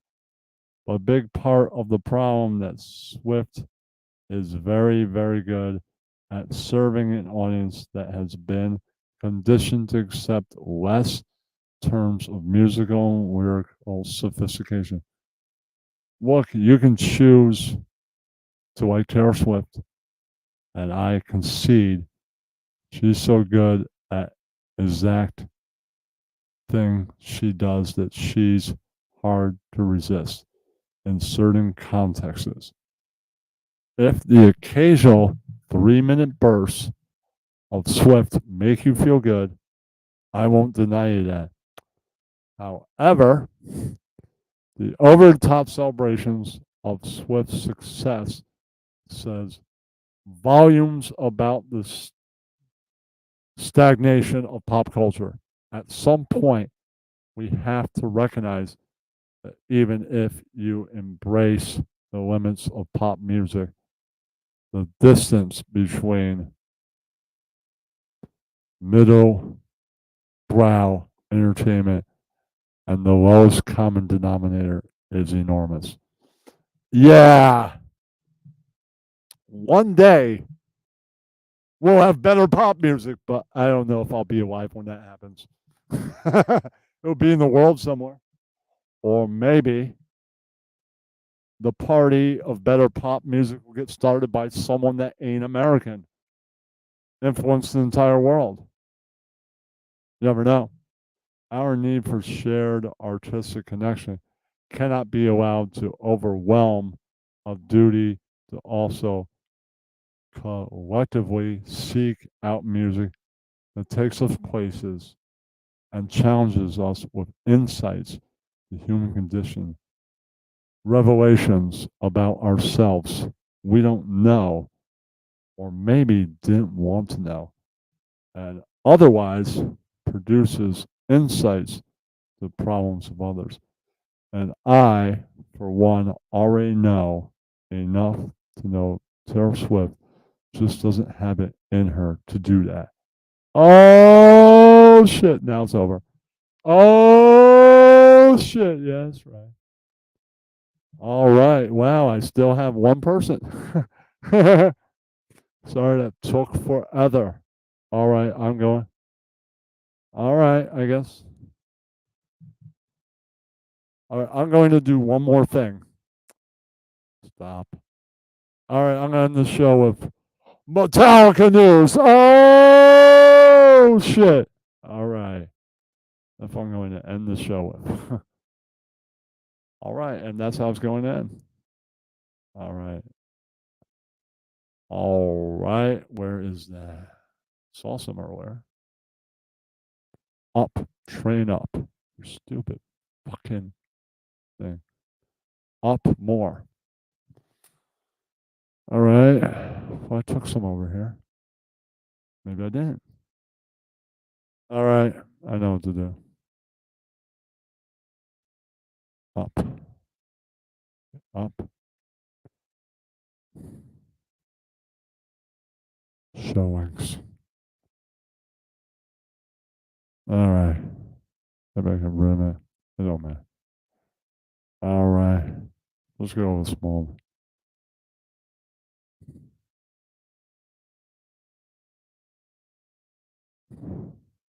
Yeah. All right. This is a very short video. All right. Let's go with that and back to this. Now that. All right. All right. Metallica tour truck involved in a serious crash. All right, let's go to the video. A tractor trailer containing Metallica's gear for their current M72 stadium tour in North America was involved in a serious crash in upstate New York, and the scenes from the accident look very serious. Thankfully, we have learned that there were no injuries as a result of this crash. Here are the scenes from that accident. That's good because I would hate to see, I'd hate for fans around the world not be able to see Metallica for a while. Glad they're all safe. These guys are again up there, almost 60 years old. Right, and they're probably strong and all that, but you fall down at a certain point in your life, you may not be able to get up. That's right. That's the way it happens. Accident.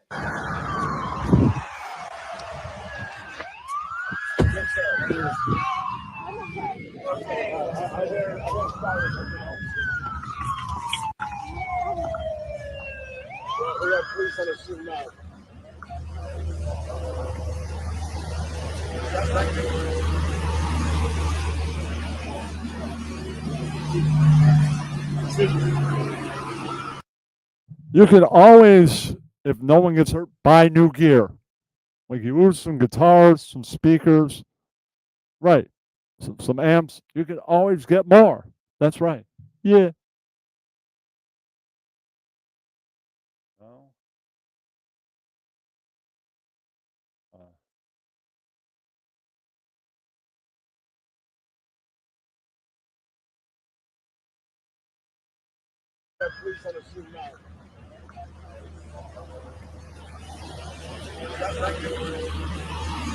Wow.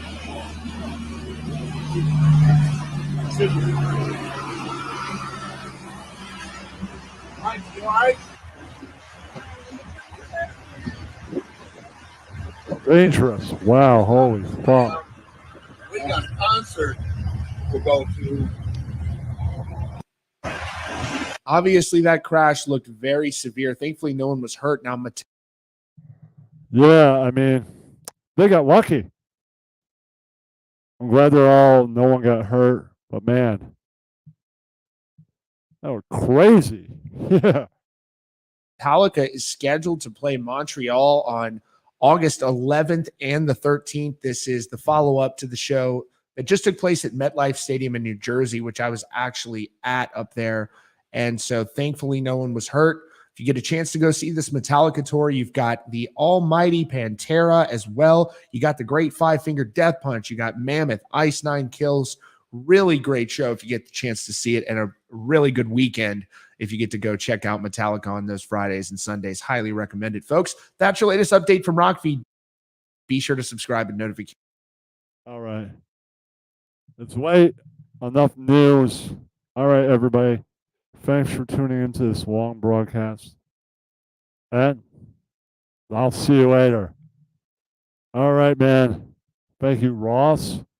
Ninja Greg for stopping by. Thank you, everybody, for watching. Jimmy Knapp, Stanley Moon, Agro, Ross Dog, anybody else that watch, like some guy and anybody else.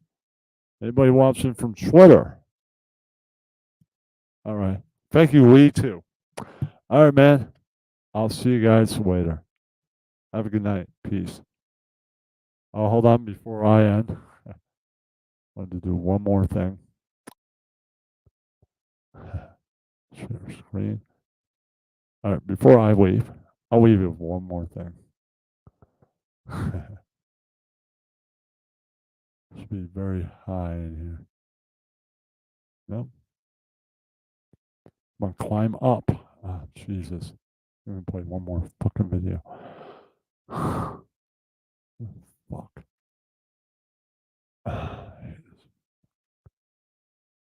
Okay. Anyway. Share. Okay, it was. Oh my God, what was that? Jesus. I don't know, man.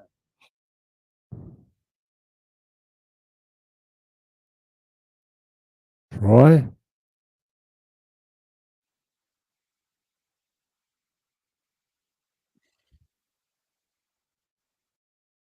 Oh, hey, Troy.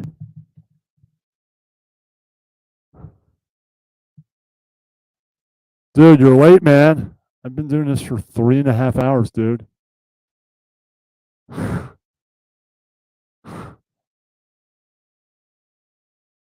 I'm pretty good, man. You're a little late, dude. I'm out of here, man. I can't be doing this all night. Troy, next time, stop by earlier, man. I've been on since like 10, dude. It's 1 o'clock in the morning. I want to go smoke weed. Go to sleep, man. Well, dude, if you catch the premiere tomorrow night at like 10, that'll be on 10, you'll hear a familiar voice. Can't tell you who. All right? But somebody came by my TikTok that you used to know. Stay tuned for the premiere to find out who that is. Yeah, that's right. And I'll see ya. Peace, man. Bye. All right. They're not on camera. Sometimes on TikTok you get a choice. Let me come on camera, or I don't have to come on camera. Right? Yeah. They chose not to come on camera. It seemed like it was a week of blast from the past. I was supposed to have an interview on Monday, right? And or like a recent Monday, right? The same week that I ran into this person, right?